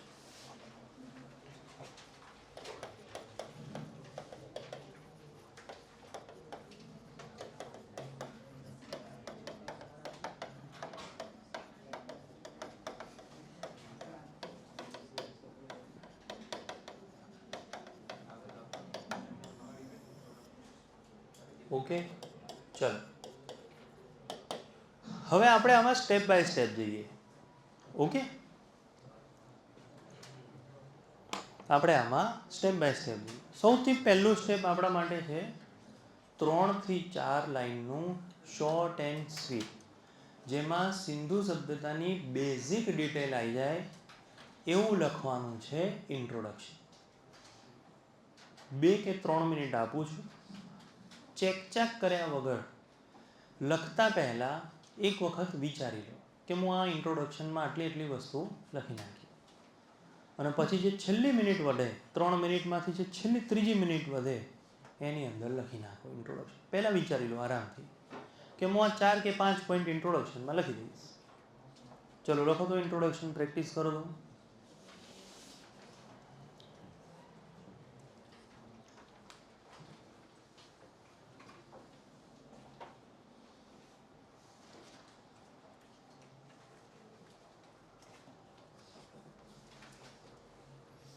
લાઈવવાળા બી પ્રેક્ટિસ કરતા રહેજો હો, કાગળ લઈને. પહેલી 2 મિનિટ ખાલી પોઈન્ટને આપો કે હું આટલા પોઈન્ટ એડ કરીશ, એને પછી લખો. ઉતાવળ કરવાની જરૂર નથી. એકવાર તો હું કરી બી ચૂકેલું છું આને.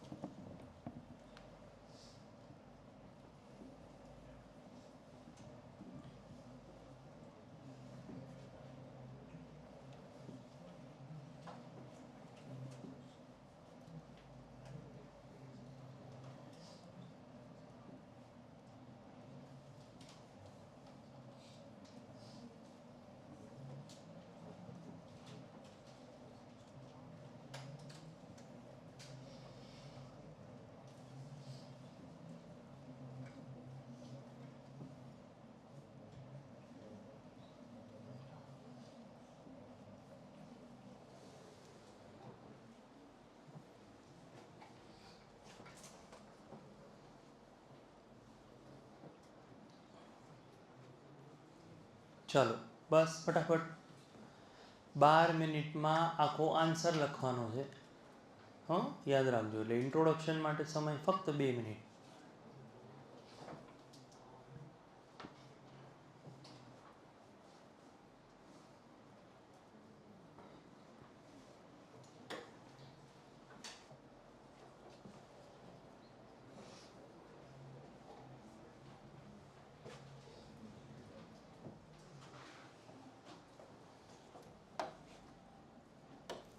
ત્રણ ચાર રીતે લખાય, એવું નથી એક જ રીતે લખાય. 3 થી 4 રીત છે એની લખવાની.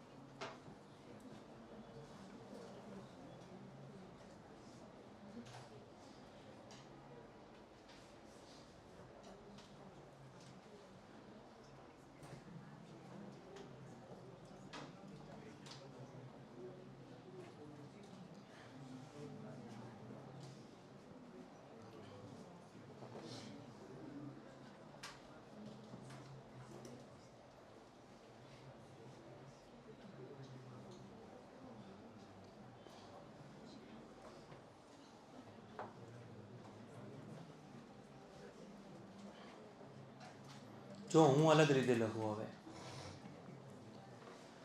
ધારો કે મને એવું થાય કે તમે બધાએ સમયગાળો લખ્યો હોય, પરિપક્વ સમયગાળો લખ્યો હશે 2350 1750, સિંધુ નદી કિનારે વાળો લખ્યો છે. હવે અહીંયા જુઓ, ખાસ મેં તમને કીધું તમે કોઈ બી રીતે ઇન્ટ્રોડક્શન લખી શકો. ઇન્ટ્રોડક્શન કોઈ ખોટું નથી. તમે કરંટથી લખો, તમારી ટ્રીકથી લખો. હવે તમે જુઓ,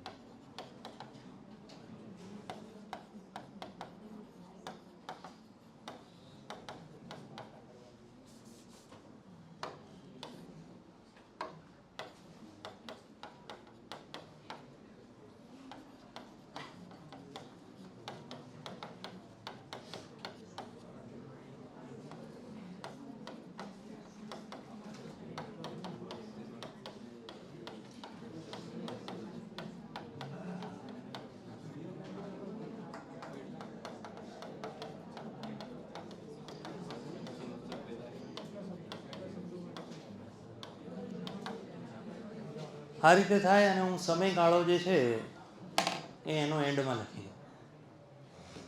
આમ ઈસવીસન પૂર્વે 2350 લઈને 1750 તેના પરિપક્વ સમયગાળા દરમિયાન ઉપરયુક્ત કલા સંસ્કૃતિ તેની શ્રેષ્ઠ કક્ષાએ હતી. કારણ કે મને ખબર બધા ઇન્ટ્રોડક્શનમાં લખ્યું હશે એટલે હું એન્ડમાં લખી દઉં. મને ખબર છે કોઈ ચાર્લ્સ મેસન, કનિંગહામ એનો ઉલ્લેખ નહીં કરે તો હું એને ઉપર લખી દઉં. મને ખ્યાલ છે કોઈ કાર્બન ડેટિંગ નહીં લખે તો મને હું અલગ લખી દઉં. એટલે મેં તમને કીધું અલગ રીતે તમે એને રજૂ કરી શકો છો. સિંધુ સભ્યતાનો ઇન્ટ્રોડક્શન કે કોઈનો બી ઇન્ટ્રોડક્શન લખવાની 4-5 રીતો છે. તમારે તમારી રીત ડેવલપ, કદાચ એવું બની શકે કે તમારી રીત મારા કરતાં બી સારી હોય.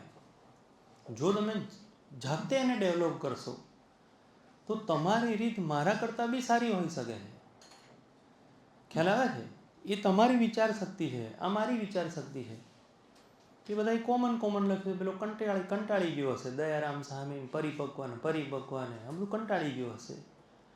એની સ્થાપત્ય કલા, એનું નગરી આયોજન ને એનું આ ને એ પેલો એવું વિચાર ઓકે એને ઓકે કે એને અલગ મળશે કે અચ્છા કાર્બન ડેટિંગ લખી, આ લખી, જે આગળના મારા લખનારે નહીં લખી હોય.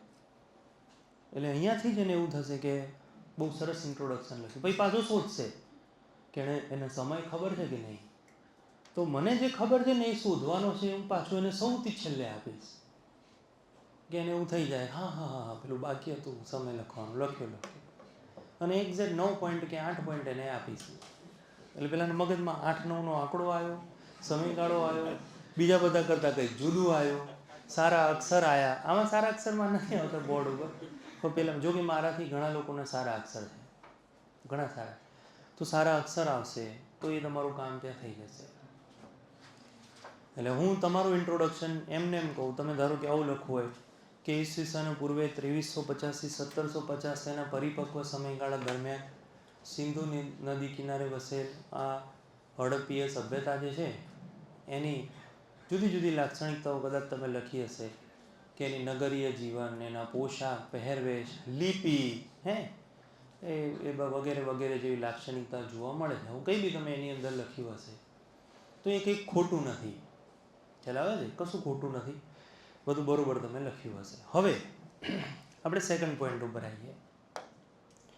ચલો લાઈવવાળા હું પૂછી લઉં એકવાર, થયું ઇન્ટ્રોડક્શન તમારી રીતે?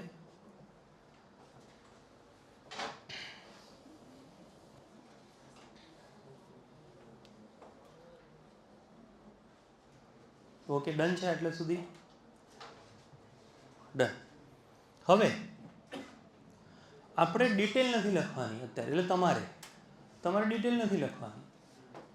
હવે આપણો મેઇન પોઈન્ટ શું આવ્યો કે સિંધુ સભ્યતાની કલા સંસ્કૃતિની મુખ્ય શું આવે છે? લાક્ષણિકતા. ઓકે, તો હવે એ તો આપણે લખવાની છે, પહેલી કઈ છે, બીજી કઈ છે, ત્રીજી કઈ છે, ચોથી કઈ છે, પાંચમી કઈ છે, બરાબર. તો કઈ કઈ લાક્ષણિકતાઓ હોઈ શકે એ આવી રીતે તમે નંબર આપીને જોઈ લો. તમે 8 કે 9 લખી શકો છો કે નહીં? જુઓ કેટલા પોઈન્ટ તમારે થાય છે, ખાલી લખો. કલા સંસ્કૃતિની કઈ કઈ લાક્ષણિકતાઓ છે એના પોઈન્ટ તમે લખો. એમાં ને એમાં જ પહેલાં પોઈન્ટ લખો, 8 કે 9 જેટલા પોઈન્ટ લખો. ઇન્ટ્રોડક્શન કોઈને લખવું હોય તો તમે આ જોઈ શકો છો. કોઈને ઇન્ટ્રોડક્શન લખવું હોય તો, બાકી ચાલશે.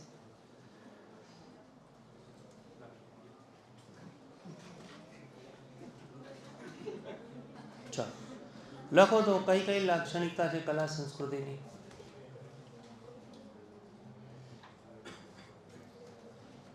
કલા સંસ્કૃતિની લાક્ષણિકતા જુઓ, લખો પોતાની રીતે. પાર્ટનરશિપમાં ના લખો, ત્યાં નહીં આવે પાર્ટનર, લખો જાતે.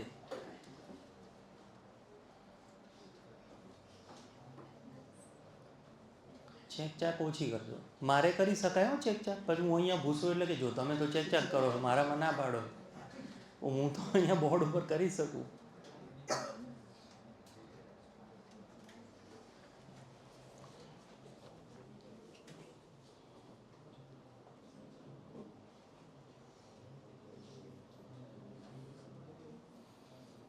હંમેશા લાક્ષણિકતાઓ કલા સંસ્કૃતિની પૂછાઈ હોય તો પહેલો પોઈન્ટ વાસ્તુકલા કે સ્થાપત્ય કલા જ હોવો જોઈએ.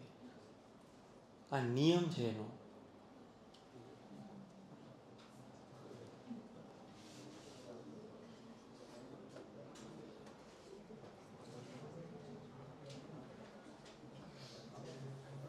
હંમેશા ઓવરઓલ લખતા હોય ત્યારે સ્થાપત્ય કલાથી જ ચાલુ કરવાનું.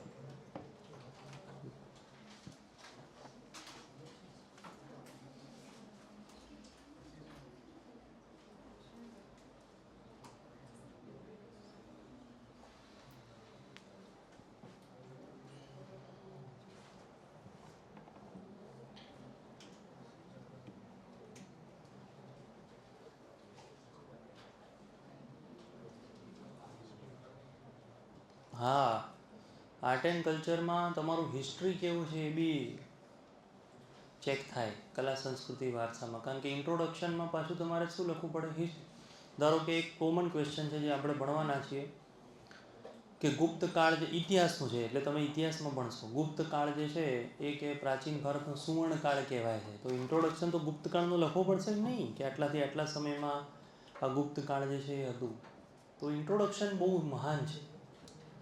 એમાં સાલ બાલ બધું તમારું ટેસ્ટ થશે, તમને કેટલું આવડે છે, શાસક કોણ હતો, એ બધું જરૂરી છે.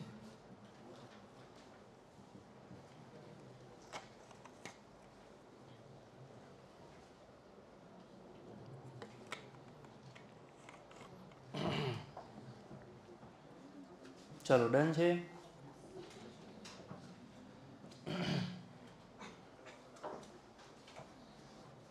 Very good.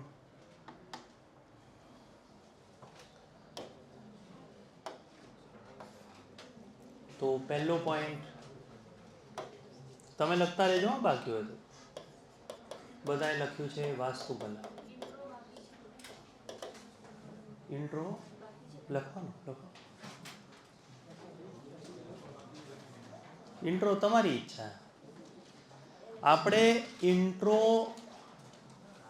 બનાવતા શીખી લેવાનું છે. બહુ ઇન્ટ્રો ગોખવાના નથી, ઇન્ટ્રો બનાવતા શીખવાનું છે. આઈડિયા આવે છે ને? તો કરંટ અફેરમાં કંઈ ઘટના આવશે તો એનો ઇન્ટ્રો તમારે ક્યાં તમે લખેલું હશે એનો ઇન્ટ્રો? ખ્યાલ આવે છે? તો ઇન્ટ્રો બનાવતા શીખવાનું છે કે આવી રીતે ઇન્ટ્રો બની શકે છે. અને એ ઇન્ટ્રોડક્શન કેવી રીતે બધા કરતાં અલગ હોય એ વિચારવાનું છે.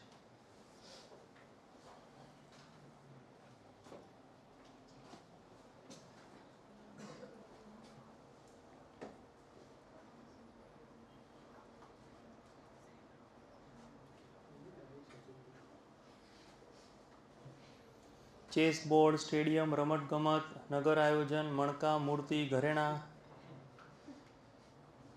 નૃત્ય કલા, સંગીત કલા. Very good. ફરીથી કહું છું, મેઇન આર્ટ એન્ડ કલ્ચરનો જે ટોપિક છે ને એ સાઈડમાં લખી નાખજો. ફરીથી કહું છું, એક કલા સંસ્કૃતિ વારસામાં તમે કયા કયા ટોપિક ભણ્યા એની એક ક્રોનોલોજી મગજમાં નાખી જ દો કે તમને સિંધુ સભ્યતા પૂછે કે વિજયનગર પૂછે, પહેલો પોઈન્ટ તમારો આવો જોઈએ કયો આવે? વાસ્તુકલા જ આવે.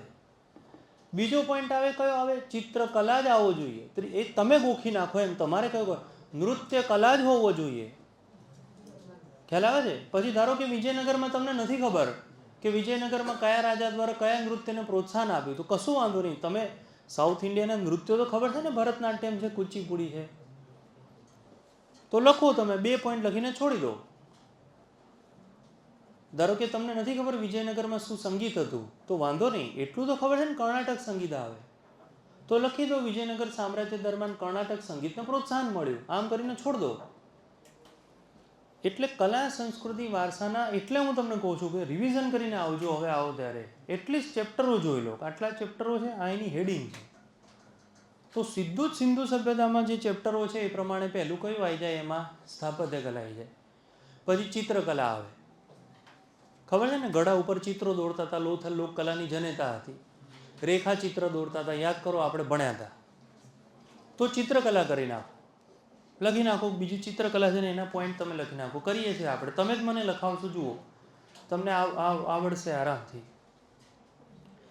કલા સંસ્કૃતિની લાક્ષણિકતા લખવાની છે, આર્થિક બાબતોની લાક્ષણિકતા નહીં. એટલે વેપાર વાણિજ્ય પછી આપણે જોઈશું. ચલો વાસ્તુકલાની વાત કરીએ. ચલો તમે મને લખાવો વાસ્તુકલામાં. હવે જોજો, એક વસ્તુ બી ધ્યાન રાખજો, આખી વાસ્તુકલા આપણે નથી લખવાની, એના ખાલી 2 કે 3 પોઈન્ટ લખવાના. તો સિંધુ સભ્યતાની વાસ્તુકલાની લાક્ષણિકતા કઈ કઈ કહેવાય? તો સૌથી પહેલાં કહેવાય સિટાડેલ પ્રકારનું ઉચ્ચ નગર અને નિમ્ન નગરમાં વહેંચાયેલા નગરો. કાચી અને પાકી ઈંટોના બને, ખબર છે ને, લાલ પકવેલી પાકી ઈંટોના મકાનોની સાથે સાથે કાલીબંગા જેવા કાચી ઈંટોના બનેલા નગરો પણ જોવા મળ્યા. થાય કે ના થાય? તો સૌથી પહેલું ખાલી પોઈન્ટ તમે જોજો. સૌથી પહેલો પોઈન્ટ એનો કયો લખવાનો આવે? બોલો. સિટાડેલ લખવાનો આવે. પછી કાચી અને શું આવે છે? પાકી ઈંટોના શું આવે છે? મકાન. છેલ્લે ઉદાહરણો લખતા. અહીંયા સિટાડેલ ઉચ્ચ નગર જોવા મળે, ઉદાહરણ લખો. ત્રિસ્તરીય આપણને કયું જોવા મળે છે? લખો ધોળાવીરા. 3 કે 4 લાઈન થશે, કશું નથી કરવાનું. જોવા મળે છે, થાય છે, તેની લાક્ષણિકતા છે, બસ આવા વાક્યોને જોડી દેવાના છે. ધારો કે આને લખવાનું આવે તો કંઈ અઘરું નથી.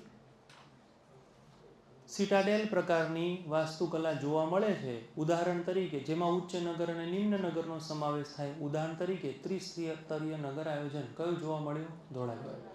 આ સિવાય કાચી અને પાકી ઈંટોના, લાલ પકવેલી ઈંટોના મકાનો જોવા મળે છે. ઉદાહરણ તરીકે કાચી ઈંટોનું બનેલું આખું એક નગર, એટલે એને શું કહેવાય? કાલીબંગા. ખ્યાલ આવે છે? અને લાલ પકવેલી ઈંટો તો ખબર જ છે, આખું સિંધુ સભ્યતા એમાંથી બની. હવે તમે જોજો, આ સિવાય જોજો, આ સિવાય બોલો અન્નાગાર. પછી શું જોવા મળે છે? બોલો સ્નાનાગાર. પછી આવી રીતે આખું લખો. ધોળાવીરાનું ઓપન એર થિયેટર. બોલો થાય કે ના થાય? અલ્પવિરામ. આ ધોળાવીરાનો જ કોતરણી વાળો. બોલો શું જોવા મળે? કિલ્લો જોવા મળે. આ એની વાસ્તુકલાની આગવી વિશેષતાઓ.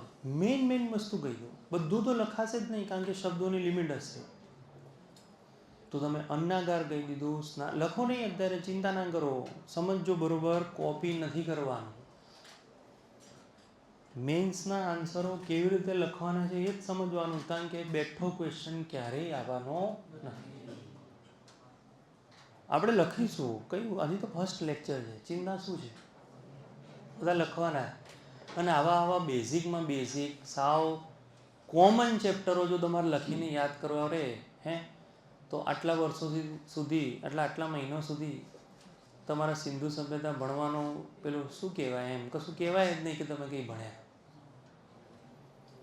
સિંધુ સભ્યતા એ બહુ સાદી ભાષામાં નાના સ્કૂલના છોકરાઓને આપણે કહીએ છીએ ને કે ઊંઘમાં બી ઉઠાડો ને તો બી એ મોઢે હોવું જોઈએ. આ એવા ચેપ્ટર. આમાં આ બધા પોઈન્ટ કંઈ કરવાની જરૂર નથી, તમને ખબર છે ઓલરેડી. તમારો ખાલી કોન્ફિડન્સ તમે એક વખત જગાડો કે તમે પ્રિલિમ વાંચ્યું છે એ હાઈ ક્લાસ વાંચ્યું છે, અને જો નથી વાંચ્યું તો એનું રિવિઝન કરો. આવી રીતે જો તમે મેઇન્સ ગોખવા જશો તો મેળ નહીં થાય. બહુ જ અઘરા ક્વેશ્ચન પૂછવાના છે હસમુખ પટેલ સાહેબ મેઇન્સ, અને એનું ઉદાહરણ હું હમણાં જ રજૂ કરીશ. હમણાં 5 મિનિટ આપણે પેપરો જોઈએ છે, થોડા જોઈ લેજો એવું હોય તો, કેવા ક્વેશ્ચનો પૂછાય. એટલે મેઇન ગોખવાની નથી, એને સમજી લો. લખીશું, બધું લખીશું. એવું નથી કહેતો કે આપણે કશું નથી લખવાનું. ક્વેશ્ચન આન્સરના ફોર્મમાં જ હું ભણાવવાનો છું. પણ આજનો લેક્ચર બોલો શેનો છે? ઇન્ટ્રોડક્શનનો. કેવી રીતે લખાય અને ડર દૂર કરવાનો છે કે ના હું લખી શકું છું, મને ખબર પડી ગઈ, અમારે આ રીતે લખવાનું છે. તો આ પોઈન્ટ હું તમને બતાવી રહ્યો છું કે કેવી રીતે પોઈન્ટ શોધાય, ધી બેસ્ટ પોઈન્ટ. કારણ કે બધું તો લખી નથી શકવાના. હવે એક આ વસ્તુ થઈ તમારી. મેં તમને કીધું ક્યારે બી ઓવરઓલ કલા સંસ્કૃતિનો શબ્દ લખાય એટલે ઓવરઓલ કલા સંસ્કૃતિનું ચેપ્ટર જ વિચારવાનું, તો આખો સબ્જેક્ટ જ વિચારવાનો. તો તમારી જોડે વાસ્તુકલા હતી, બોલો એના પછી તમારી જોડે શું હતી? ચિત્રકલા હતી કે નહીં? અને આ એની જે ચિત્રકલા જે છે 3 ભાગોમાં અથવા 3 પરિપાટીમાં જોવા મળ્યા. પહેલાં યાદ છે શું હતું? બોલો. રેખાચિત્રો હતા કે નહીં? રેખાચિત્રો દોરતા હતા પહેલા ભાગની અંદર. પછી જીવજંતુને એની આકૃતિ દોરતા હતા. આ જીવજંતુ છે, આના સિવાય મનુષ્ય છે. બોલો આની શું દોરતા હતા એ લોકો? આકૃતિઓ દોરતા હતા કે નહીં? આવી રીતે કરો. અને લોથલ યાદ હોય તો આપણે ચર્ચા કરી હતી. લોથલ કયા નામે ઓળખાય છે? તો આ શું છે? લોકકલાની કયા નામે ઓળખાય છે? જનતા. અને ચિત્રો ક્યાં દોરતા હતા આ લોકો? તો ઘડા અથવા વાસણો ઉપર દોરતા હતા. અને થોડું એડવાન્સ લખવું હોય તો એવું લખી શકાય. મૃદભાંડ ઉપર ચિત્ર દોરતા હતા. ચીકણી માટીના વાસણો કયા નામે ઓળખાય? મૃદભાંડ. તો થોડું એડવાન્સ કરવું તો એવું લખો મૃદભાંડ. અને ટેરાકોટામાં ચિત્રો દોરતા હતા. ટેરાકોટા એટલે શું થાય? લાલ પકવેલી માટીના વાસણો ઉપર ચિત્રો દોર. તો તમે બીજી જે લાક્ષણિકતા બતાવી, બોલો શેની બતાવી? ચિત્રકલા. બીજી કલા સંસ્કૃતિની લાક્ષણિકતા કઈ છે? બહુ સરસ, ઘણા લોકોએ લખ્યું છે લિપિ. તો લખો સિંધુ સભ્યતાની લિપિ હજી સુધી ઉકેલાઈ નથી. પછી કોણે પ્રયત્ન કર્યો, શું કર્યો, તમારું નોલેજ આપવાની એને જરૂર નથી. જી મહાદેવન હોય કે કોઈ બી હોય, હજી સુધી ઉકેલાઈ નથી. એવી સિંધુ સભ્યતાની બ્રુસ્ટોફેડન તરીકે ઓળખાતી પિક્ટોગ્રાફી. પિક્ટોગ્રાફી એટલે શું થાય? ચિત્ર સ્વરૂપની લિપિ જોવા મળે છે, જેમાં એક લાઈન જમણીથી ડાબી, બીજી લાઈન ડાબીથી જમણી જોવા મળે. થાય કે ના થાય? અને ભારતની બ્રાહ્મી લિપિને મળતી આવે છે. એનાથી વધારે એને શો નથી કરવાનો. એટલે લિપિની નોંધ લખી દો. એના સિવાય જોવા જઈએ ચોથો નંબર, તો ધારો કે તમે આવો પહેરવેશ આપી દો. પહેરવેશની અંદર સુતરાઉ કાપડ, ઊનના કાપડના જાણકાર હતા.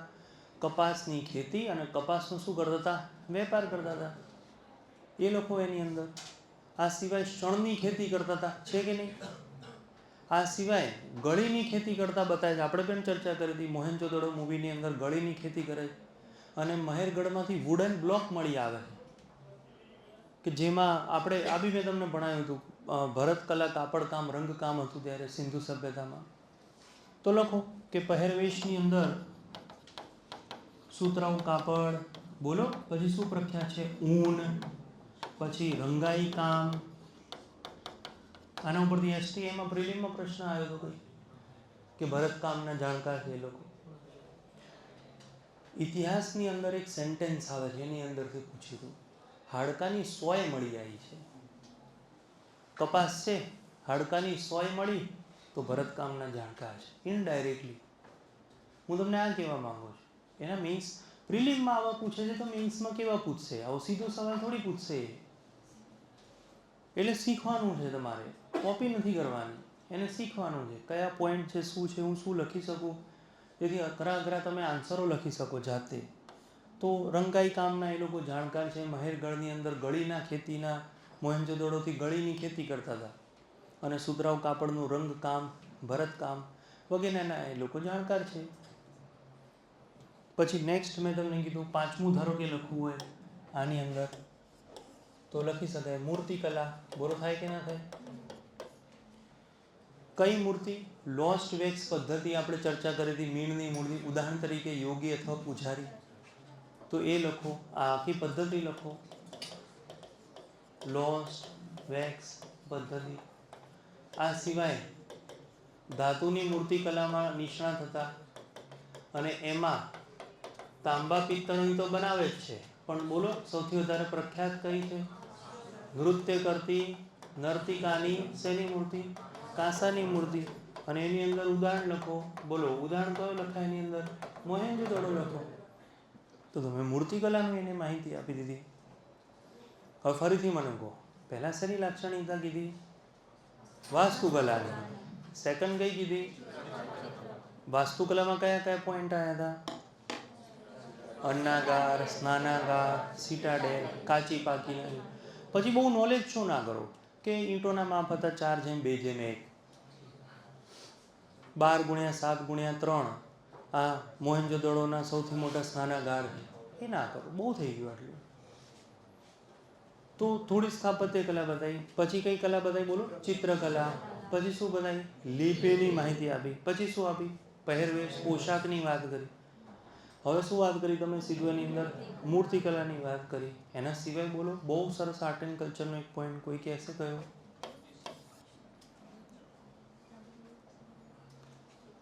અમુક આમાં આન્સર આપ્યો છે. કલા સંસ્કૃતિ છે, એ લોકોનું મનોરંજન છે. અને મનોરંજનમાં બોલો શું આવતું હતું? નૃત્ય આવે ને. નૃત્ય હોય ત્યાં સંગીત હોય ને હોય. આ સિવાય એ લોકો નૃત્ય, બીજા કોના? સંગીત, વાજિંત્રો, આના શું છે? જાણકાર. આની વાત. હવે લિપિ ઉકેલાઈ નથી તો સંગીતની તો આપણા જોડે માહિતી નથી, પણ કોની માહિતી છે આપણા જોડે? નૃત્ય.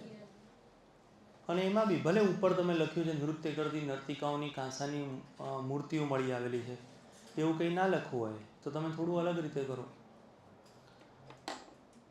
ઘણી વખતે ઘણા સારા આન્સર રાઇટર જે હોય છે એ લોકો બ્લફ કરતા હોય છે, ગપ્પુ મારતા હોય છે. એ બી તમને શીખવાડું. બહુ ઓથેન્ટિક ગપ્પુ હોય જે એને એવું લાગે કે ઓહો આવું છે, મને તો ખબર જ નહીં. બહુ સરસ. મને એવું લાગે ને એક લાઈન રિપીટ થાય છે, એની એ જ લાઈન રિપીટ થાય તો હું શું કરું ખબર છે? મેં પહેલું જે ઇન્ટ્રોડક્શન લખ્યું ને, જ્હોન માર્શલ અને SR રાવ પુરાતત્વવિદો અનુસાર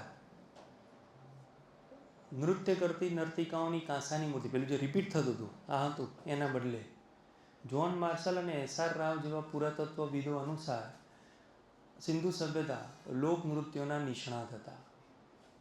આ શું કહેવાય ખબર? એક્સક્લુઝિવ ગપ્પુ કહેવાય.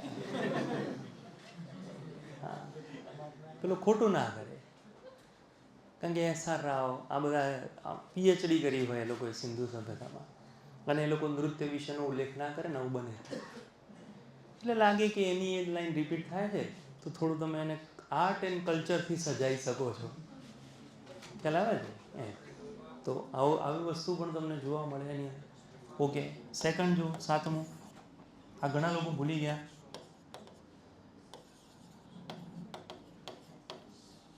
સ્ટીએટાઇટની ચર્ચા કરો. બોલો. ઘડામણની ચર્ચા કરીએ. ઘડામણમાં સૌથી પહેલાં શું આવે? બોલો. સિક્કા. મળ્યું તમને તમારું GS 100 કરવાનો મોકો મળ્યો. મુલાયમ પથ્થરના સિક્કા જેમાં એક બાજુ શું છે? પશુપતિના. આ સિક્કા આર્ટ એન્ડ કલ્ચરમાં આવે કારણ કે એમાં કોતરણી કામ થાય. અને યાદ કરો, જે લોકોને મેં મૂર્તિકલા ભણાવી છે એમાં 2 પદ્ધતિ ભણાવી છે ઘડામણ. બહારથી કોતરણી કામ અને અંદરથી કોતરણી કામ. મુલાયમ પથ્થરના સિક્કા બનાવે છે, એમાં એક બાજુ પશુપતિનાથ અને બોલો બીજી બાજુ શું જોવા મળે છે? કોઈ એક શૃંગી પશુ જોવા મળે. તો સિક્કાઓની ચર્ચા કરો, સ્ટીએટાઇટની ચર્ચા કરો. હજી બોલો, હજી છે આની અંદર. કંકુ, સિંદૂર એના જાણકાર. શૃંગાર, આભૂષણ, એટલે આભૂષણ અને વેશભૂષા અને ખાણીપીણી. આ શાકાહારી અને માંસાહારી બંને છે. ખબર છે ને, સિંધુ સભ્યતા શાકાહારી અને માંસાહારી બંને છે. તો એક આ થાય આભૂષણ. આ છેલ્લો પોઈન્ટ હોય. ખાનપાન છે, વેશભૂષા, ઘણા લોકોએ વેપાર લખ્યું છે. કલા સંસ્કૃતિની અંદર આ વેપાર અને એનો ઉલ્લેખ નથી કરવાનો. યસ, આભૂષણ વિશે તમે નોંધ લખતા હોય તો સૌરાષ્ટ્રથી કોડી ચીપલા મંગાવે અને એના શું બનાવતા હતા? આભૂષણ. આ સિવાય મહારાષ્ટ્રમાંથી નીલમણી, મધ્યપ્રદેશ, સૌરાષ્ટ્ર એમાંથી હરિતમણી, રાજસ્થાનમાંથી અકીક, ખબર છે સૌરાષ્ટ્ર અને રાજસ્થાનથી અકીક મંગાવતા હતા. તો અકીક છે, નીલમણી, હરિતમણી વગેરે કિંમતી પથ્થરો જે છે. એમાં એક તમે ઇતિહાસમાં ભણ્યા હોય તો લાપીસ લાજુલી કરીને સૌથી કિંમતી પથ્થર મળી આવ્યો છે. એ લાપીસ લાજુલી કિંમતી પથ્થરનું એ લોકો કોતરણી કામ કરતા હતા. યસ, કિંમતી પથ્થરના એ લોકો હીરા જવેરાત એને સમજે અને એના એ લોકો આભૂષણો બનાવતા હતા. તો આ ઉદાહરણ એમાં તમે લખો. ખાણીપીણીમાં બહુ ના લખો, શાકાહારી અને માંસાહારી બંને રીતે જોવા મળે. હવે તમે જુઓ આની અંદર 9મું શિલ્પકામ, કોતરણી કામ, આવું લખો તો બી ચાલે. એમાં બેઝિક ઉદાહરણ લખી દો. ધોળાવીરા એકમાત્ર એવી જગ્યા છે જ્યાંથી બોલો શું મળી આવે છે? કોતરણી વાળો કિલ્લો મળી આવે છે. પછી વધારાની જે બાબતો છે, મેળા તો એ લોકોએ કર્યા હોય કે એવું કંઈ ઉલ્લેખ નથી જોવા મળતો, પણ તમે આવું લખી શકો. સપ્તઋષિ, ખગોળશાસ્ત્ર, સાયન્સ એન્ડ ટેકનોલોજી એના એ લોકો જાણકાર હતા અને એના ઉપરથી એવા ઉલ્લેખો પ્રાપ્ત થયા છે કે એ લોકો ઋતુ પછી આજે ગ્રહો બદલાતા હોય ને એ પ્રમાણે, ધારો કે એ લોકોને એવું જ્ઞાન હતું. આપણે નથી કહેતા કે આ પૂનમ કહેવાય, અમાસ આને કહેવાય, સૂરજની દિશા, સપ્તઋષિની દિશા, એના એ લોકો જાણકાર હતા અને એ અનુસાર એ લોકો તહેવાર, ઉજવણી આવું એ લોકો મનાવતા હતા. તો એવું છેલ્લું એન્ડિંગમાં તમે ઉલ્લેખ જે છે એ કરી શકો છો. બાકી આ આખી વસ્તુ તમે જોઈ એ સિંધુ સભ્યતાનો કલા સંસ્કૃતિ વારસો અને એના પછી એનું શું હવે બોલો એન્ડિંગ આવે. આ જ આન્સરથી આપણો હવે મેઇન આર્ટ એન્ડ કલ્ચરમાં ઇન્ટ્રોડક્શન પછીનો લેક્ચર શરૂ થશે. ખ્યાલ આવે છે? એ જ આપણો પહેલો આન્સર જે તમે સરખી રીતે લખીને હવે ફરીથી શરૂ કરશો. હા, હજી જવાનું નથી, હજી બાકી છે જવાનું બિલકુલ. 5-7 મિનિટ બાકી છે, એનો એક સદુપયોગ આપણે કરવાનો.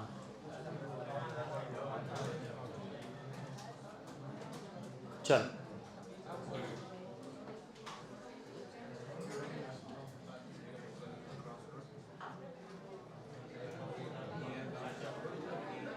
યસ, રમત ગમત, સ્ટેડિયમ, કોસ્મેટિક કીટ. ચલો હવે અહીંયા જુઓ, આખો લખવાનો.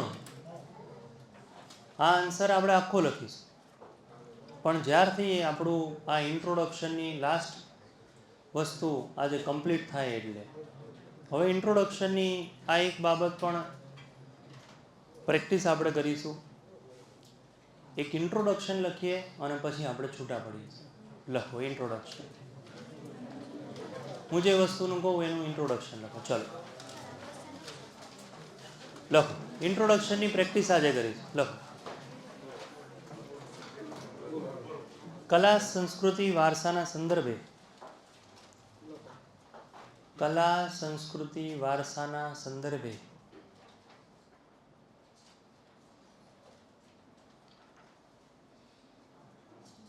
ગુપ્ત કાળને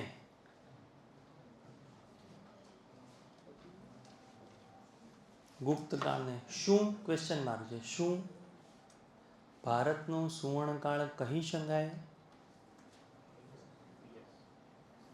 શું ભારતનો સુવર્ણકાળ કહી શકાય?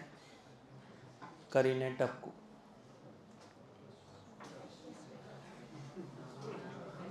વાહ, હવે જે આને ઇન્ટ્રોડક્શન લખવાની મજા આવશે, મને જોવાની મજા આવશે, એ અનેરી હશે.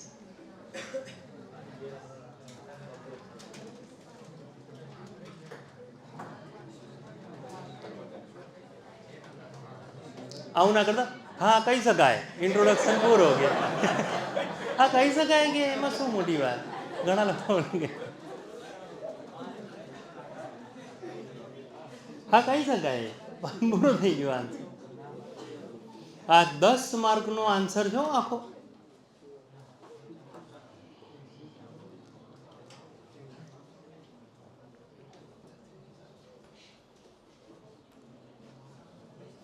કલા સંસ્કૃતિ વારસાના સંદર્ભમાં સુગુપ્ત કાળને સુવર્ણકાળ કહી શકાય કે ના કહી શકાય?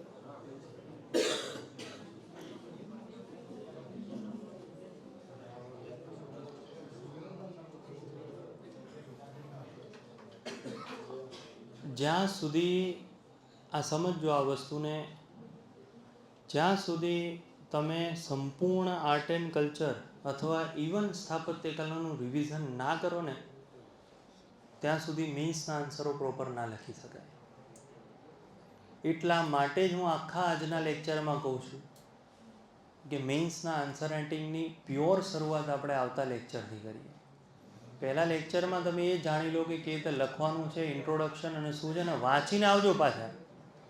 નેક્સ્ટ લેક્ચરમાં એ સ્થાપત્ય કલા વાંચ્યા વગર કોરી સ્લેટના જેમ ના આવી જતા. સ્થાપત્ય કલા વાંચીને આવજો. શું છે પાછળ મજા? હા બસ.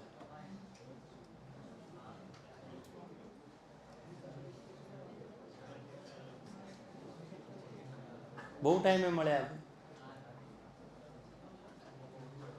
યાદ છે હો બધા કઈ કઈ વાતો કરી હતી? 10:30 વાળા બધા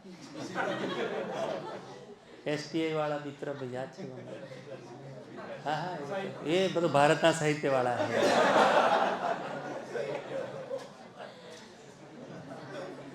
ચલો ચલો ફટાફટ. ગુપ્ત કાળનો ઇન્ટ્રોડક્શન લેવાનો છે આમાં. ગુપ્ત યુગનો ઇન્ટ્રોડક્શન આની અંદર લેવાનો છે.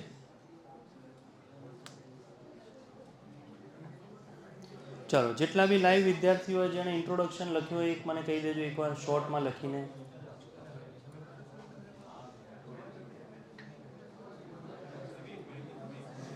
યસ, 100% ક્વેશ્ચન આન્સર સ્વરૂપમાં જશું. નેક્સ્ટ લેક્ચરમાં આપણે ભણવાના છે એ જ આ લખી દઉં છું. સ્થાપત્ય કલા વાંચીને આવજો. એમાં ભારતની મંદિર શૈલી, ગુફાઓ અને સ્તૂપ આ જોઈ લેજો ખાસ. આ આપણે જોવાનું છે. અને એક આખી સભ્યતા. બોલો કઈ સભ્યતા? જે આપણે ભણી ચૂક્યા. સિંધુ સભ્યતાની કલા સંસ્કૃતિ વારસાની લાક્ષણિકતાઓ એ આપણે લખી નાખીશું. પછી આપણે આવીશું સીધું આના ઉપર મંદિર શૈલી. એના પછી આપણે શેના ઉપર આવીશું? ગુફાઓ. ભારતની ગુફાઓ જે છે એની લાક્ષણિકતાઓનું વર્ણન કરો. ગુફાઓ શું અનુસૂચિત કરે છે, ગુફાઓથી આપણને શું જાણવા મળે, અને એના પછી આપણે શું જોવાના છીએ? આના વિશે આપણે ચર્ચા કરીશું નેક્સ્ટ લેક્ચરમાં.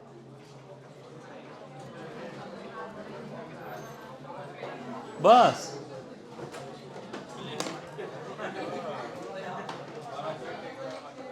ચલો, આ ગુપ્ત કાળનું ઇન્ટ્રોડક્શન જે છે તમે એક વખત ફરીથી હોમવર્કની અંદર વાંચીને લખી નાખજો. મળીએ છીએ આપણે બધા નેક્સ્ટ લેક્ચરમાં.